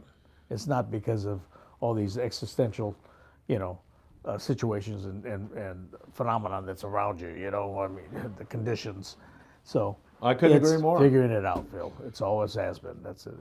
Joe Surwald is joining us right now, and he says, and Joe, hey, welcome to the show, man. Thanks for being here. He says, match the hatch, baby. My fish philosophy is a path with no obstacles probably leads nowhere. Have to move and or mix it up, right? Oh, absolutely, absolutely. It goes back to what I was telling you about the fly guys being very arrogant about, oh, you want to catch them on a strip, a popper, a surface, a bug or something, like what the heck would they call those things? But anyway, they only want to catch them one way. Well, no, you catch them whatever way it figures out. Now, it might happen to be a midge, okay? But you can't get stubborn about that. And so I joked about that because I always wanted to go into the fly industry and make a power bait fly. That would have torqued all those guys. Oh my God. Of course, that's me. I'm a little bit of a smart aleck too. Tweaking those guys. Yeah, huh? I did it. Listen, I don't know how much time you've dealt with a lot of the fly guys. When we go to these fly shows, 90% of these guys all had long hair, ponytails. Yeah. They wore earrings, hats, especially this, that, tweed coats, and they used to say, I'd rather drink fine wine, in the lodge than catch fish. I said, well, that's because you don't know how to fish. And of course they didn't like my comments too much, but I really didn't care at that point. And so one year we go to the Denver Fly Show. Every year it's the International Fly Show. And as a joke, I built this G. Loomis fly outfit. And now this is just for the reps that came into the show, right? And so I put it in a box. It said G. Loomis fly fishing outfit. In there it had a corncob pipe. It had earrings. It had one earring. It had the tweed coat and all this stuff that these fly guys would walk in. So, well, we're all getting a kick out of that, right? So we put it up. The show opens up. First guy in the booth is wearing an earring, has a tweed coat. The guy right out of everybody Central had, Casting. Everybody had to leave the booth. They were all cracking up. The only guy left in the booth was Gary Loomis, and he was, you can see his belly doing this from laughing, bouncing up and down from laughing. But the rest of us had to bail because this guy was dressed exactly the fly fishing outfit that I Yeah, right. You painted it I perfectly. nailed it. Yeah. Oh yeah. my God, that's funny. But yeah, we messed with them a lot. There's a whole bunch of guys on the Pride. What are they doing down there, man? They're leaving tomorrow They got some night, inside but information. I don't know, man. It Get a looks little like early they're- start. Go make they're- the squid right now. Yeah, exactly. I can see that dropper loop now. Dropper loop bluefin. Isaac wants to know if you have any tips on fishing with anchovies, because we've been spoiled with sardines for so long. Is there anything you want to tell him? I'll or tell give you. him a I'll tip? tell you a good one. And this was a hook that I used on our trip, and I straightened out, Phil. But I don't know how many people have gone to if you're fishing a smaller fish, which initially were like 20-pound bluefin when we first pulled up on it. But for albacore and fishing chovies, okay, Gamakatsu makes a hook. It's got a ring, a one-piece solid ring, but it's very small. It's very light. Now, how many people weigh that? It's 350 milligrams with the ring. Super sharp. It's offset, so you get a little bit better hooking power when you got an offset hook, right? Okay. Gamakatsu makes that. Okay. And if you take a standard 9174 without a ring, it's 450 milligrams. Now, you and I can't feel that 100 milligrams, but I can guarantee you that little chovy does. And so when it was light line bluefin fishing or albacore fishing, it was like every cast for me, back when we were having those, those albacore bites and everything else. And the albacore aren't as strong to straighten out. Unfortunately, that trip that we did at Tanner, I picked some of the wrong fish for that light hook, and then I went to Owner Gorilla Yeah, I Light, remember. and I straightened that one out too. So I You ended were up learning, going- though. I- It was a that's process. right. It's a process. And every time you get dinged on the head a little bit, you start waking up, and finally I went to a 4X Mustad, 1/0, 4X strength. And that's what it took. So, everything's a learning thing, but as long as you keep your eyes open, your ears open, your mouth shut, you'll figure it out. Aaron Aguilleras, a new subscriber here. Really dig your rigging and the morning briefing vids. Aaron, thank you so much for being here tonight. That means a lot to me. Means a lot to Danny. That's awesome. New Thank you. subscriber, man. Thank you. We really, you really so much. appreciate Yeah, you it. bet. I hope you can make it to Bass Pro on Saturday. If not, Danny's going to be doing some tutorials here on fishing with graphite rods, his Semper rods. So we're going to have all kinds of stuff. Thank you so much. And then that gets backed up by Israel de la Cruz. And he says, Aaron, welcome to the Friedman Adventure family. I mean, that's what this is all about. It's just one big family. So we're so happy. Jose Ramirez says, well said. I'm not sure what he's talking about, but it's one of the things you said, if not all of the things you've said tonight. Daniel says he's been working the boats for 20 years in Redondo. Let's go fishing one of these days. Yeah, definitely. He's going to try to see us at Bass Pro Shops. Oh, cool. Worm King swim baits are back, by the way. Oh, fish. Fish bought Worm King. And we're building and a rod for him, too. He's home Yeah. with the flu, Oh, but he's man. here listening. Say hi to Kim. All right, fish. Kim's going to make you some chicken soup. He just threw us $10, but everybody out there listening, Worm King swim baits are back. And that means that you can go see him fish at the Bart Hall Show. He'll be there. He'll have a booth. You got it. And you probably fished Worm Kings in the past, Oh, right? yeah. Yeah. Yeah. There's no We doubt fished all they'll those still things. get bit, Oh, right? absolutely. Yeah. Absolutely. Yeah, you know they're going to work. So, hey, feel better. Thanks for being here. We really, really appreciate it. He threw us $10. Isaac just threw us All right, $20. buddy. Danny, we can go out and eat pizza tonight and have all kinds of fun, man. Oh, no. It'll never touch the chili relleno Oh, your my wife God. made. That man. was good, wasn't oh, it? That rocked. Oh, that was rocked. good. Hey, do you know when the LCI rods were manufactured, what is their story with the G. Loomis story? Well, actually, Gary Loomis was working with the graphites when Dick Posey, actually his Lamaglass, was one of the first innovators of the graphite. And Gary was still at that point working for Lamaglass. So it spun off that, And then later, when I was repping, it was G. Loomis, and Loomis LCI's Loomis Composites, But yeah, it was, initially the first graphites came out of Lamaglass. That's it's still the originator of that. Dick Posey and the guys, but Gary was working for him at that time. But you know, you look at Woodland, there's a number of rod companies there. You know, you got G. Loomis, Slamaglass, LCI, you got Edge. There's a few others, you know, but what else? The other ones? There's a few more, but you know, yeah, Patriot rods. You know, there's a few of them. Worm King, Isaac, thank you again very, very much for throwing some cash our way. We really, really appreciate it. Jose Ramirez, remember he said, well said, and I kind of asked him, well, what did you mean? He said, everything you guys are saying. Jose, you're too kind, man. Thank you. Aaron says, that's right, you guys. Appreciate it. We'll try to make it out to Bass Pro. He'll definitely be at the Bart Hall Show. Danny and I, Aaron, will be very angry if you do not introduce yourself to us. We'd really Absolutely like the opportunity. Looking forward to seeing everybody there. Really. Yeah, exactly. That's what it's always about. Yeah. Isaac says, Danny, I reached out on building a 40-pound live bait rod. Never fished graphite. Hope to talk to you Saturday. So, You got it. I'll tell you, I have to tell you, if you got that mindset, and really understand the difference in the lifting power and the speed of the recovery, it's a physics deal when it comes down to it. You know, put it this way: would you fly, a jet that's made out of stainless steel or something that's graphite? Which one do you think is going to maneuver better, is stronger? Believe it or not, you'll burn a lot less fuel. It's more efficient. Well, if you use some of the same analogies, they correspond the same. Otherwise we'd be flying metal planes. I mean, there's sort of certain extent, but when you look at the high-tech stealthy stuff, there's a reason for it. Yeah. There's an absolute reason. It's a performance deal.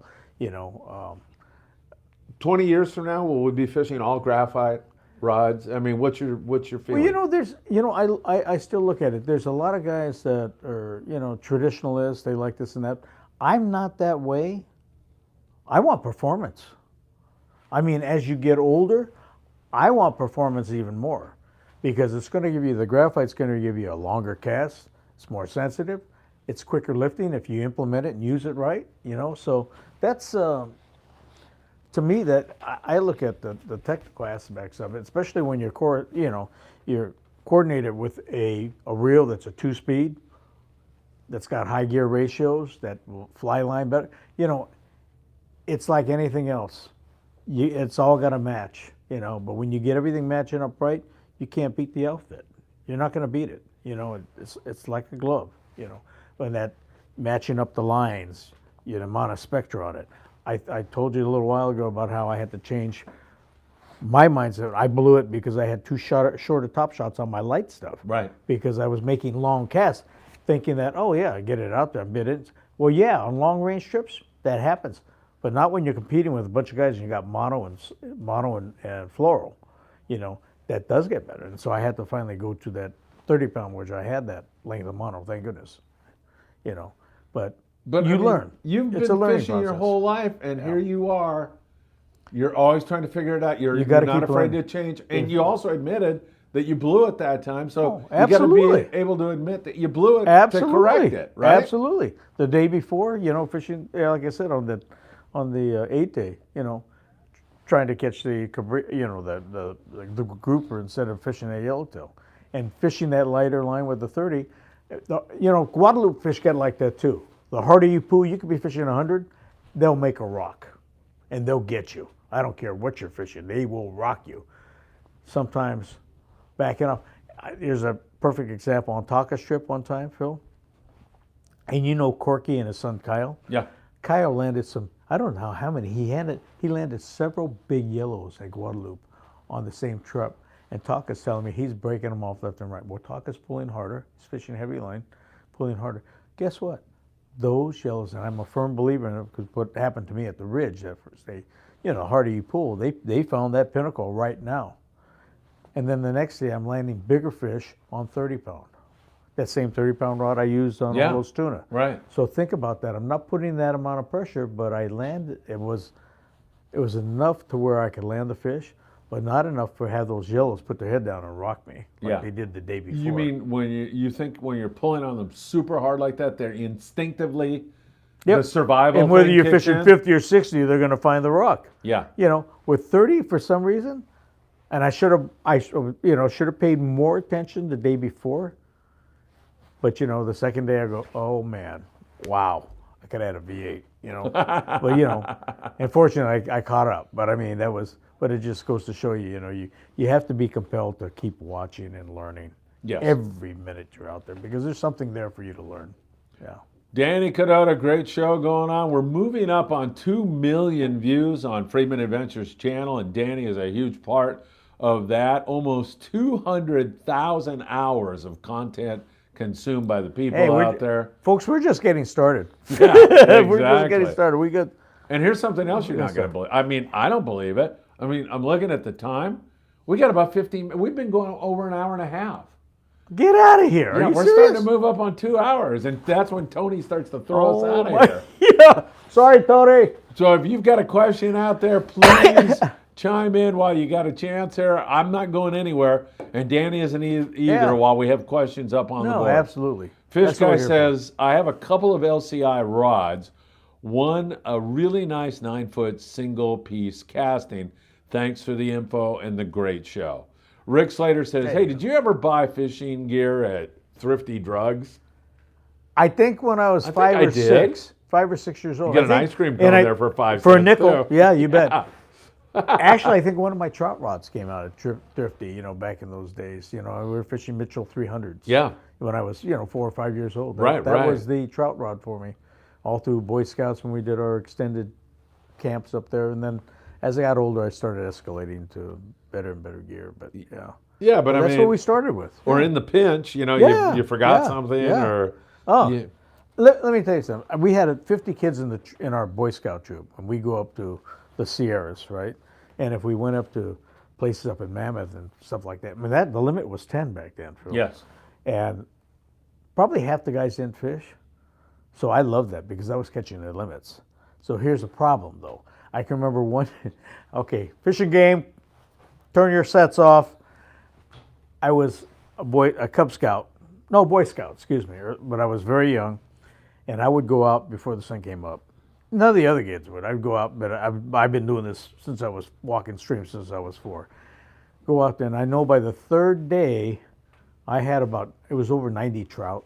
wow. But it was 10 apiece, right, back then. But I would just go back, well, my brother didn't fish. There's all these other kids, and we had 50 kids in the troop.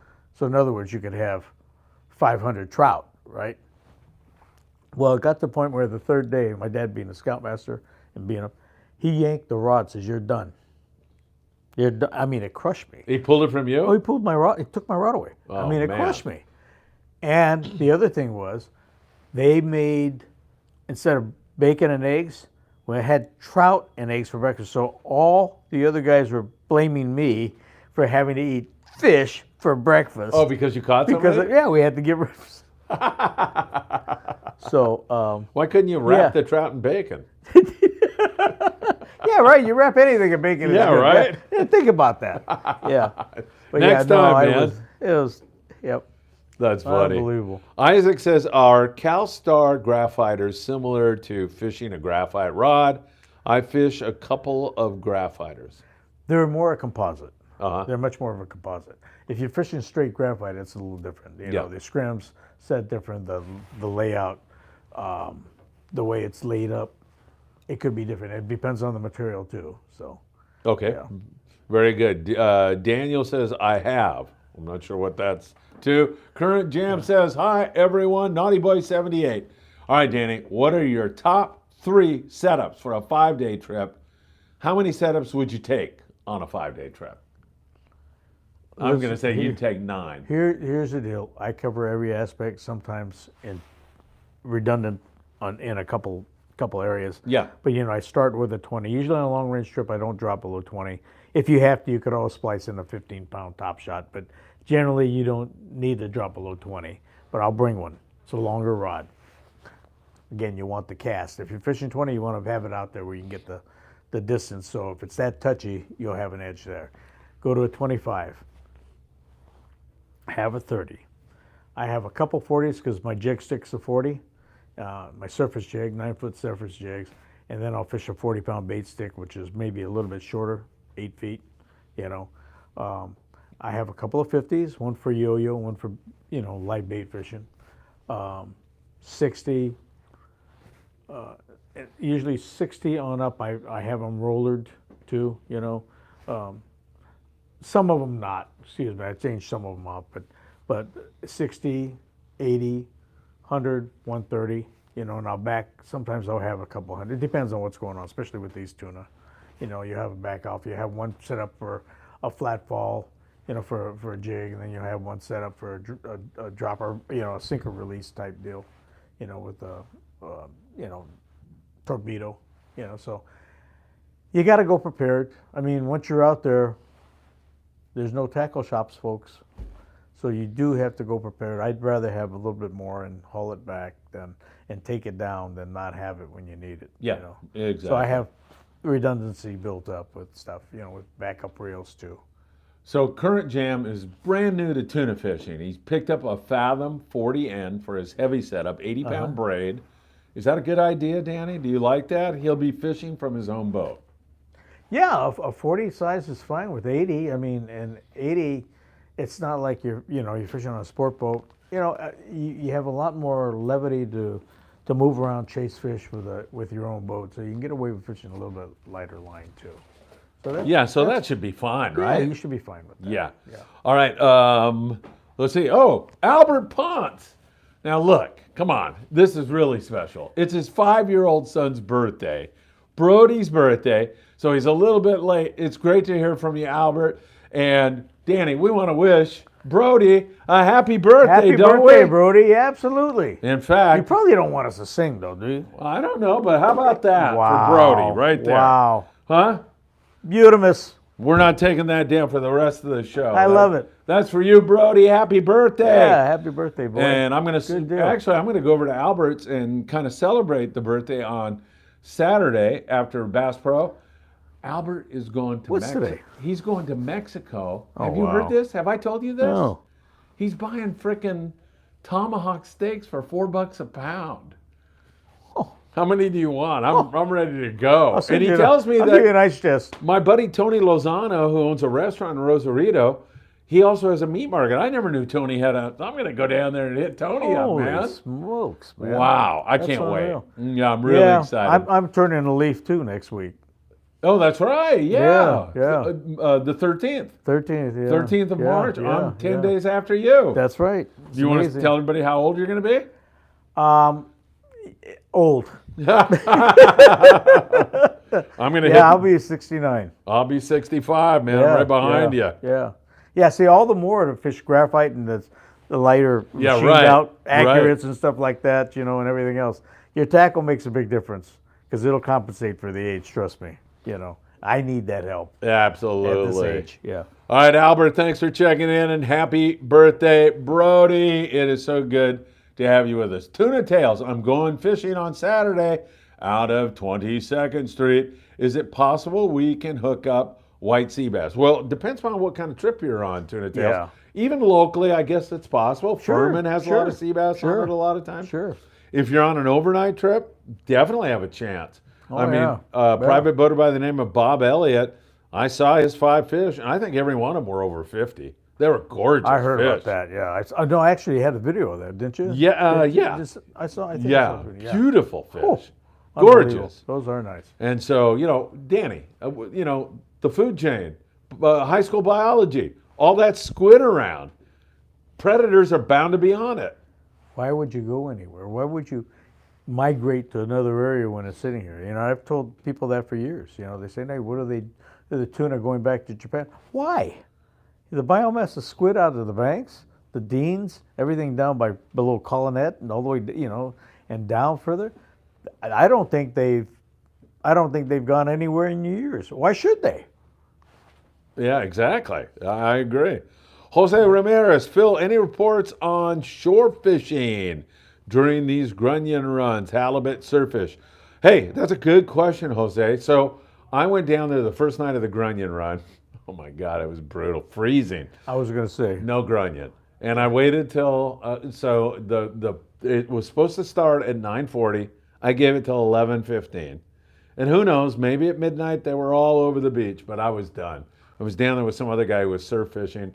He didn't catch anything, and I was BSing with him, and then I finally threw the towel in, and so did he. But this is a good time, Jose, and it just goes back to what Danny's been saying about the squid and the bluefin tuna and the squid and the white sea bass. In this case, it's grunion and halibut and rays and all kinds of critters are going to move up on the beach. Yellowfin croaker, corbina, they all move up. They all become part of the food chain, which is the big ones come to eat the little ones. That's the food chain. That's the way it works. So it's definitely something that I mean, it's just the whole food chain, right? And that's how it goes. So Yeah, Mother Nature dictates that, not us. Not biologists, for sure. So it's Mother Jose, Nature. the water's still a little bit cool, and so we've been catching a lot of barred perch. Starting to see more and more corvina. There's some halibut for sure in the surf right now. And as we move along, we're going to see that spot fin croaker get into it. Those perch will probably thin out, more corvina. I love surf fishing. That's looking good. William Padilla said, "Hey, guys, my daughter just turned 5 on Monday. So happy birthday. Don't know your daughter's name, William, but happy birthday to her." So she's a Pisces too. Man, there you go. Yeah, I'm on Aries. Imagine me a Pisces. Hard to believe. Yeah, that is the sign of the fish, right? I mean, God, there is something to these astrological signs, I guess. I thought it was all BS until I heard that. Yeah. All right, we're going to leave that happy birthday hat out there, William, for your daughter also, as well as Brody. Isaac says, "I have a few ice chests and freezer. Let's go." I guess he's ready to go fishing, or I'm not even sure what that's in reference to because I've lost track. Danny, I hate to end the show, but we don't have another question up there. Anything you'd like to say in closing? Are you excited about this year? Do you think we're going to have a good fishing season? I think we're going to have a great one. I mean, this stuff will pop. I mean, several years ago we did a memorial for Gary Norby on the Oceans I-95 with a lot of the same guys. Conklin, guys flew in for that too. Gary's son was on Yes. the trip. Yes, he was. Remember that? Very nice guy. Yes. Very great nice kid. man. But remember going out there, I remember going out being at Tanner and I threw a 4-out, tatty 4-out. I dropped down and I hooked squid. And I'm going, right then I says, you know what? Those fish are still here. If that bait's down there, they're still here. It's just a matter of getting on the spot of fish that's out there. But as long as the feed is there, the biomass and, squid and everything else, there's no reason they're going to hightail it to Japan and come back. No way. Exactly. Come on. Exactly. It's all about the feed, isn't it? Exactly. Was John Dipley. John Dipley was an old captain. He ran out of here. He ran out of Redondo. I worked for him in Redondo. I worked for him here. And character, as you well know, and a big guy. Yes, I remember. Every bit of 400 pounds. Oh, yeah. Strong as an ox. Yeah. A capable fisherman. Horribly hard on boats.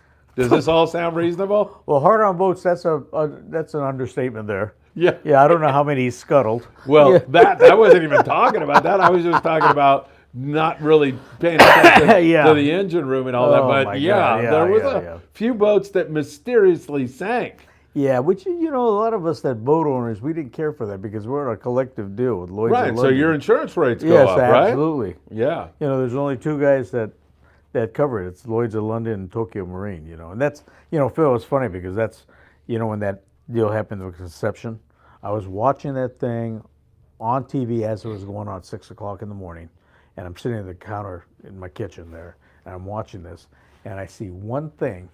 I see they scan to a buoy and the bow tied off to the buoy.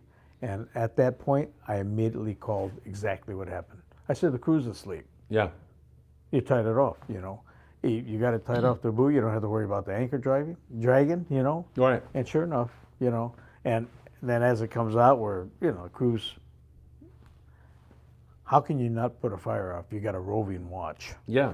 You got two, it's an L vessel, you got two hoses, diameter like this. I mean, we could have flooded the bunk room, sunk it with water. Yeah. In that amount of time. So I was very ticked again because there's only, collectively, the entire fleet goes on this insurance, usually Lloyd's of London or Tokyo Marine, and we all pay that price. So I hate it. Not just that. I mean, the loss of life, obviously, is the most tragic. Horrible. But that should never happen. Yeah. That should never happen. Yeah, I don't know whether you would call that laziness or just negligence. Horribly negligent, and obviously. Should be punished for it. I'm sorry. Yeah. Yep. Yeah. Worm King throws us another $5. That is fish. You're the man, fish. You're the man, fish. Don't forget, find Worm King swim baits at the Bart Hall Show. He's a great guy. Well, I was going to end the show, but now I think everybody heard me say that, and they're just firing questions, and so we're good, man. We love it. We'll stay here for sure. I'm up for it. Isaac says, tomahawk steaks in Mexico. Great show, guys. Yeah, that sounds good to me, too. Great show. Lots of information, says Fish from Worm King Baits. William Padilla. Would I be able to bring an ice chest to store my fish on a half-day charter? I don't like the brown bags, gunny sacks they store them in. And I get that. That's going to be a tough one. A lot of boats half-day don't allow boats, it. You don't have the room. Right. That one's tough. Yeah. That one's tough. I would check with the landing. If you're talking about a charter, like you're chartering the boat, in that case, you probably can. But if you're going on an open party trip, William, in other words, you're coming down here and buying a ticket, if they allow you to bring an ice chest, then they got to let the other 40 people bring in. There's no room. And there's nowhere to walk. And I understand what you're saying. I don't like my fish sitting in a gunny sack either. Right. Yeah. Right. Fortunately now too, even on a lot of the half-day boats and all that, the processing and the care of fish has escalated too. Yes. Because the processing part of it has jumped several levels too. Yes. So that all kind of corresponds. Bleeding the fish. And bleeding the fish, and everything absolutely. else. So, yeah, check with Mike here at the landing if you're coming out of here, William, and see what he says. Joe Surwall, looking forward to the next time you have Danny on. Great show and Tightline. Danny is here every Thursday night. Every Thursday night at 6 p.m. Except for last week. Phil and I were both sick. Yeah, I didn't know you were sick. Yeah. You were probably like, thank God I had the he's same sick. deal. Yeah. I can blame Phil. Oh, thanks, Phil. Yeah, really. Thanks, Phil. Yeah. DJB, Danny, we talked about squid to jigs a couple of weeks ago. Is the recommendation to just add 4-inch squid skirts to your assist hooks, or pinning a big plastic squid? To jigs, just, I would have your hooks, just thread them on. I mean, you do it simple. It's just a taste of, getting that taste of them, when I'm fishing like leadhead and squid or a sliding sinker squid, I bought hooks that I still use, and they're hard to get, but they're called true turns. They're longer shank, and they've got a cam action. So when you set the hook, they drive it into the fish. And I save those strictly for my sea bass fishing. If I'm fishing an egg or a bullet head, but it's a big hook. And really, with sea bass and everything, I think it's increasing that hook to bait ratio. And that's one way to do it, along with, fishing them on a jig or something too, All right, Naughty Boy 78 says the knot line tester at the PCS show was a real eye-opener. Knot tying is so important. What knots do you Phil, like to use? Didn't we send you the video? You did. I'm going to post that tomorrow. We're going to post it. So yeah. What it was, Iser's had that knot machine for years. There were knot contests. That's another thing that our guys in this part of the world, we do that nobody else does anywhere. You got guys that are so astute fishermen. The knot I was using was called the Joe Miller knot.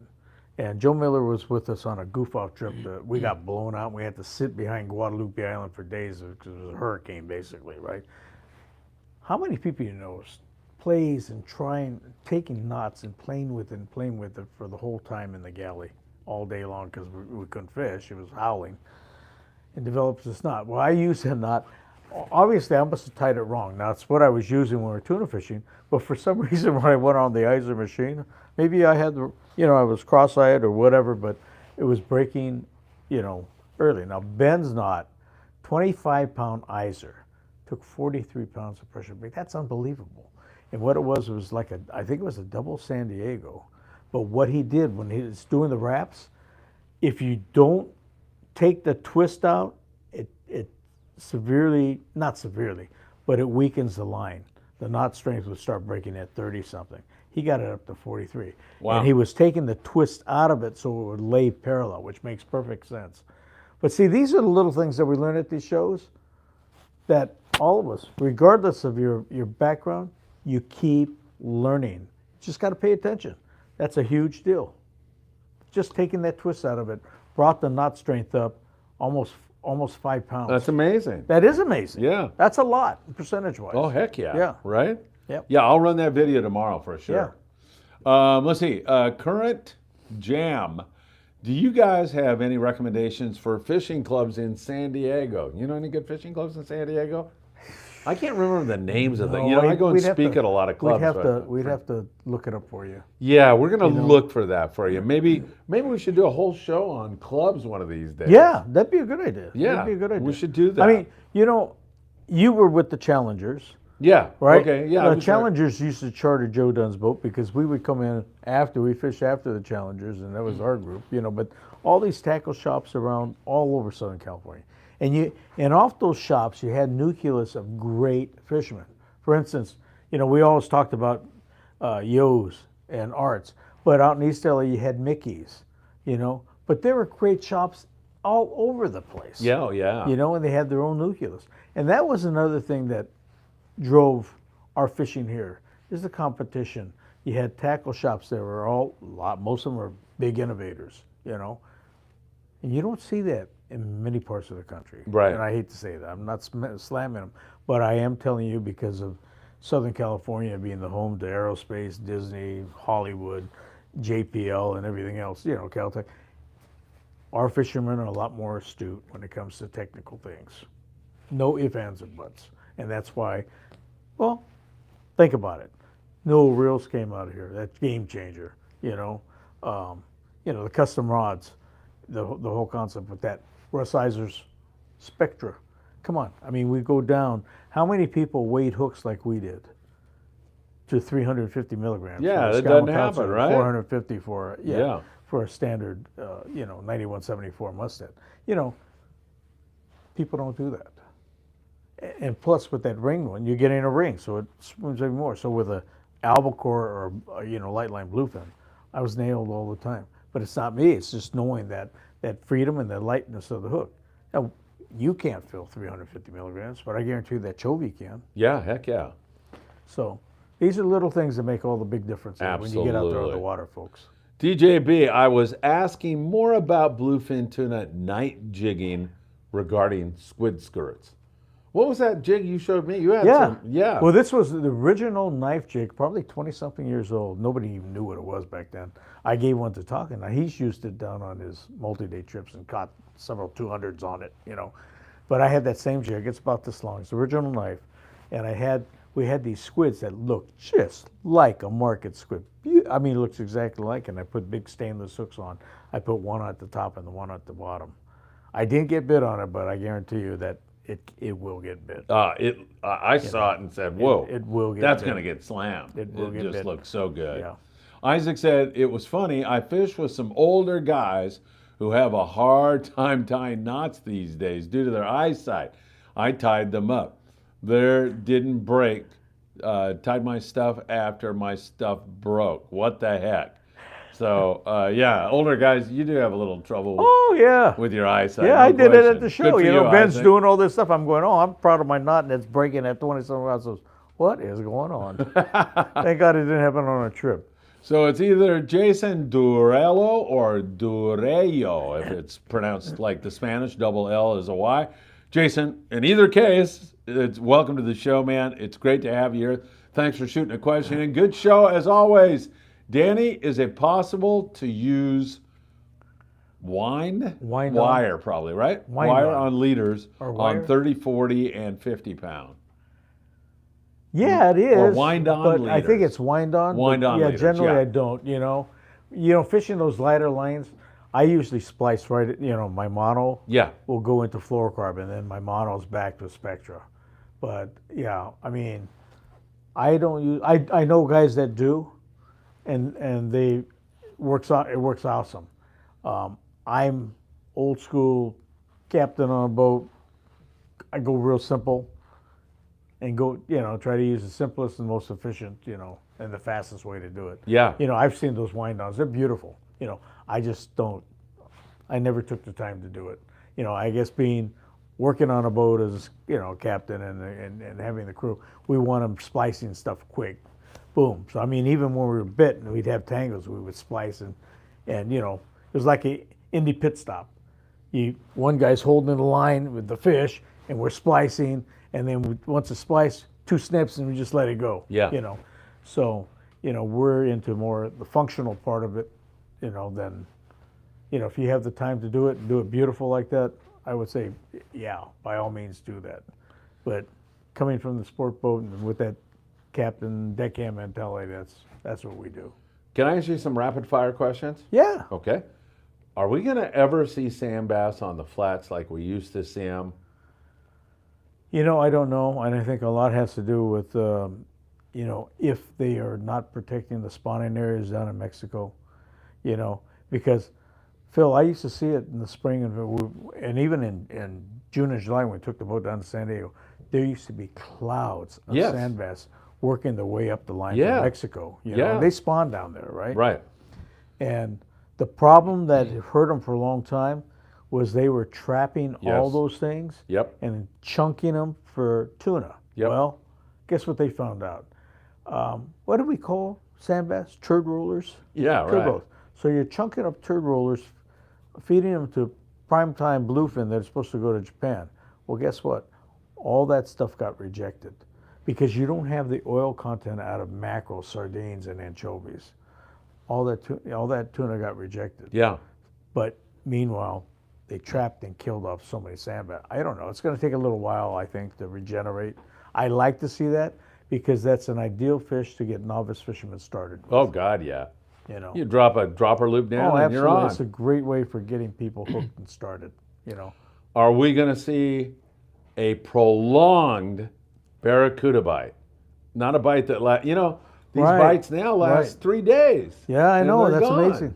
And Yeah, remember, we had months of this Oh stuff. my God! I can remember coming down here to San Pedro with my crew, and we're fueling up on a Friday, and the guys are out there whacking the barracuda. We fuel the boat, and we were out there just straight iron. We didn't took bait, we just straight iron. Go out there and just catch them and shake them off, and catch them and shake. I mean, it was crazy, But yeah, hopefully, to me, Phil, I think everything cycles. I think Mother Nature, a I lot agree. of it will cycle back. Yep. If we leave it alone, it'll do its own thing. I think. I couldn't agree more. It's Isaac saying, any tips on staying out of tangles? Follow your fish, man. Follow your fish. Follow your fish. Here's what I like to do too. I'll run up to the bow. Here's the thing. Go up to the bow by yourself and fire out. And now is this, like I'm talking about when I long range fish. Part of it is understanding the drift rates on the boats, and a lot of the big boats drift backwards. Unlike my Mustang, which would walk forward, which we call walking the fish. So if I'm throwing a bait on the corner, it's going across the stern. Now you throw it on most of the big boats, the long range boats, when you're drifting, what happens is you throw it on the corner and it's coming back about halfway under the boat. It goes under the boat because of the drift rate is totally different. So it's knowing the idiosyncrasies of the boats. So in that case, when you're throwing it on the corner and it's coming out under the boat, what I like to do is go up to the bow, because what happens is those bait track up the keel and pop up on the surface, and you'll watch the boils. Sometimes I'll keep it kind of quiet. I totally do. Whoop! Yeah. Okay. But And you're up in the bow where it's kind of quiet, so you can hear them splash, it's like, quiet. And you can watch them. I'll watch them flash because the bait comes out. The way the drift is, because it's drifting backwards, the bait comes out from the bow, and you'll see those things. So a lot of times casting downwind by the anchor, it gets going. By the time you're straight up and down with the anchor, a lot of times you're bit. So every boat's got a little different idiosyncrasy the way it drifts, and it's figuring that out and understanding that, and that'll teach you where on the boat you should fish. Each boat will drift different, you know. Some have kills. The Mustang, my boat, did not have a kill. So it went into a slide beautiful. With the Ditmar Donaldsons, the guys with the kills, they drifted different. Some boats will back up, you know. So it's knowing that idiosyncrasy with the boats. Tells you where to throw your baits. Sam Roberts says, good to see you again, Dan. Hope the time is short when I can get back to San Pedro and say hello. TC. Absolutely. DJ B, just throw us a $20 bill. Thank you so much for your kindness and generosity. Awesome, bud. Thanks, Thank Phil. you. And Danny, Thursday is always a great learning night. Hopefully, I get a chance to see you guys at the Bart Hall Show. Definitely. We'll be all over that place, right? You got it. Current Jam, I can listen to you guys all night. Thank you so much, man. Danny and I. We'll bring the sleeping bags next week, guys. We pretty much can talk all night. Yeah. You love to talk, and I do. love to talk. I do. I know. You know, I had the gift of gab, and then I grew up around guys like Russ Iser, you know, and I miss him more than anything. He, you know, I had great mentors like him and Taka. We were just around a great bunch of people. You know what I don't know about Russ? Like, what boat did he break in on? And you know, what year? He had a number of boats. Yeah. But I remember his long fin. They went from that to the Peace. Yeah. And then to the Indian. Yeah. Which Bud Levette got from. Right. Yeah. It's in Redondo now. Yeah. Yeah. Crazy, man. Yeah, he was a great guy. Way ahead of his time. Even his gear reduction on the first string blew away all the long-range boats. The reduction, the way he did that. Yes. He was amazing guy. Ahead of his time. Way ahead of his time. Yeah. Yeah. And I love the fact that as much as he knew, he would still listen. You know, he'd ask me questions, and I'm going, well, the master's asking me questions. But, you know, and I'll tell you something that tells you how great this guy is. And I think we told the story, and I'll tell it one more time, guys. He used to charter my boat, which was an honor for me. He had his own boat, so he's chartering the Mustang. And one time, we're fishing, and back then I was messing around. I was fishing bass rods, goofing around with my short bass rods and ambassadors at Catalina. And he had these long rods. Well, he was, once again, way ahead of his time, but he had it on, you know, a light pen reel. Well, that's all we were using back then, and we had Newells after that. And he says, try this out. So I pick it up, I cast it, I stick a nice bass, about 4.5 pounds or so, you know, and this is his original Iser line. You remember that line, before the first string. Okay? Yeah, of course, yeah. Fire it out, bring it to the boat, I start to bounce it, and the line snaps. And I told Russ, this line is crap, Russ. Well, what do you mean it's crap? He says, it breaks right at 15 pounds. I says, you know, Russ, 99.9% of these guys are not concerned with an IGFA record. I says, they want to go down to San Diego, take 15 pound, get bit. They don't know that it breaks at 22. They just want to land a tuna with it, you know. They don't know that it breaks at 22. He immediately resourced, you know, and had the first string done, which was a copolymer. I still have spools of that. That's got to be 30-something years old. That line still doesn't break, Phil. I still use it. And it's how old? Oh, some of the stuff. It's his original batch. Jeez. You know, original batch. But that's how great this man was. He took advice from a punk like me, you know, and Chris, and he changed it. But that's why he was such a great man. Yeah, definitely. He wasn't stubborn, and he changed. And you look at it. Everybody can thank him for Spectra, for not having to throw rods and reel combos over and hook them up or chase them in a skiff anymore, you know.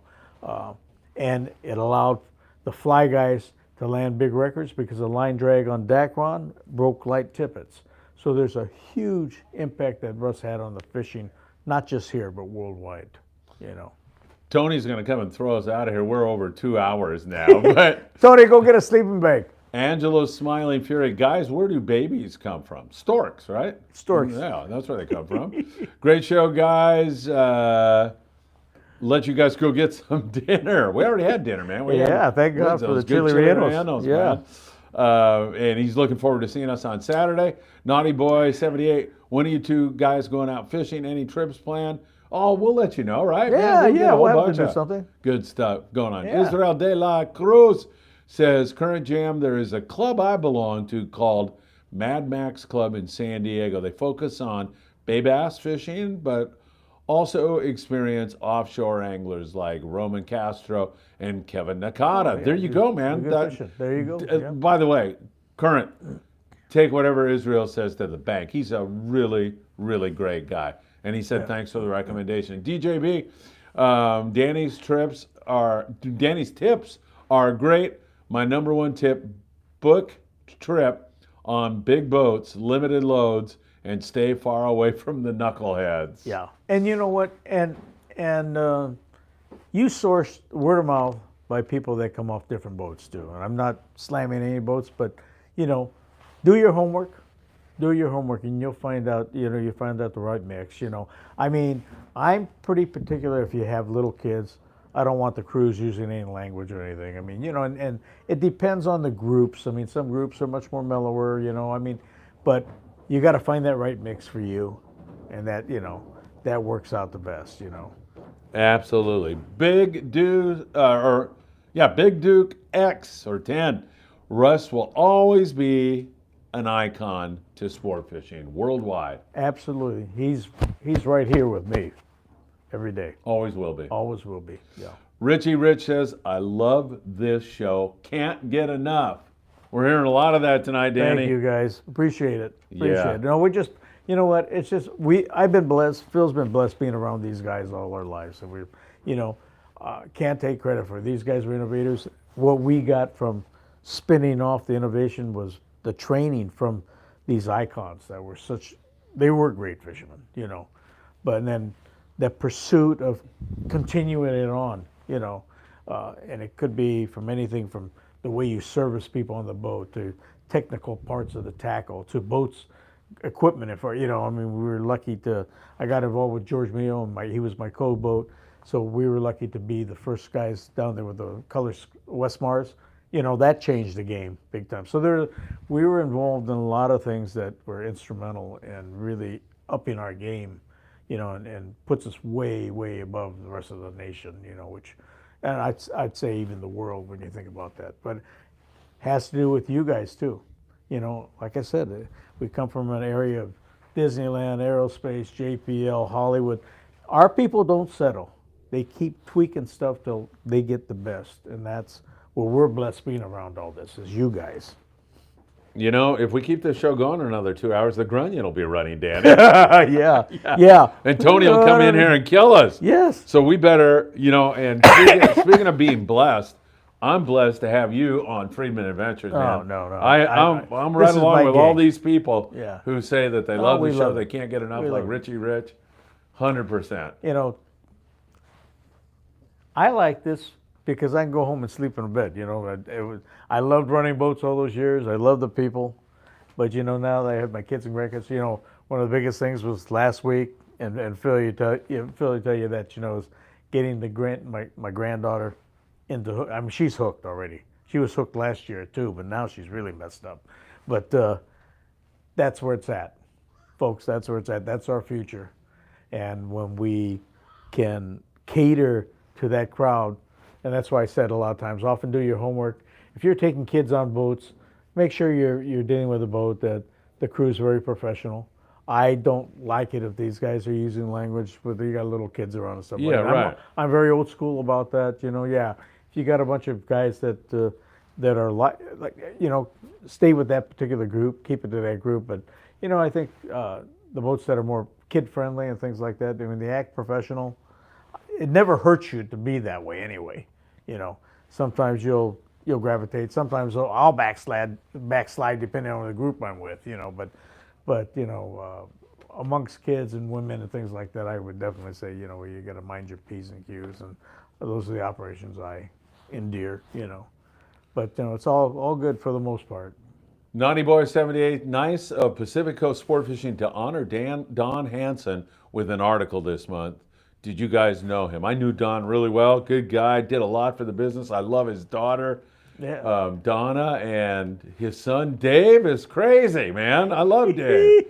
So yeah, great guy. Yeah. Did a lot for sport Absolutely. fishing. Absolutely. Yep. Absolutely. Albert Ponce says, again, thank you guys for a great show. Happy birthday, Brody. One more time again. Danny, you want to wind it up? What do you want to say to these folks? They love you, man. Folks, thank you for tuning in. Get your questions lined up for next week. We'll have at it, man. I mean, I love it. This is my life, and I love passing it forward. I've been around guys that wanted to keep their secrets to themselves. What good is that, folks? You're going to take that to the grave with you. You want to share it and increase, and help everybody's game. So that's what I'm here for. That's what I've been blessed with. So thank you guys, and we'll see you next week. Danny Cadota, everybody, another great show. We'll see you at Bass Pro Shops this Saturday. And of course, Danny will be here Thursday nights at 6 p.m. And we'll be wandering around, Danny and I, at the Bart Hall Show for sure. Absolutely. Danny, thanks again, my friend. You got it, Phil. Great show. Okay. Out.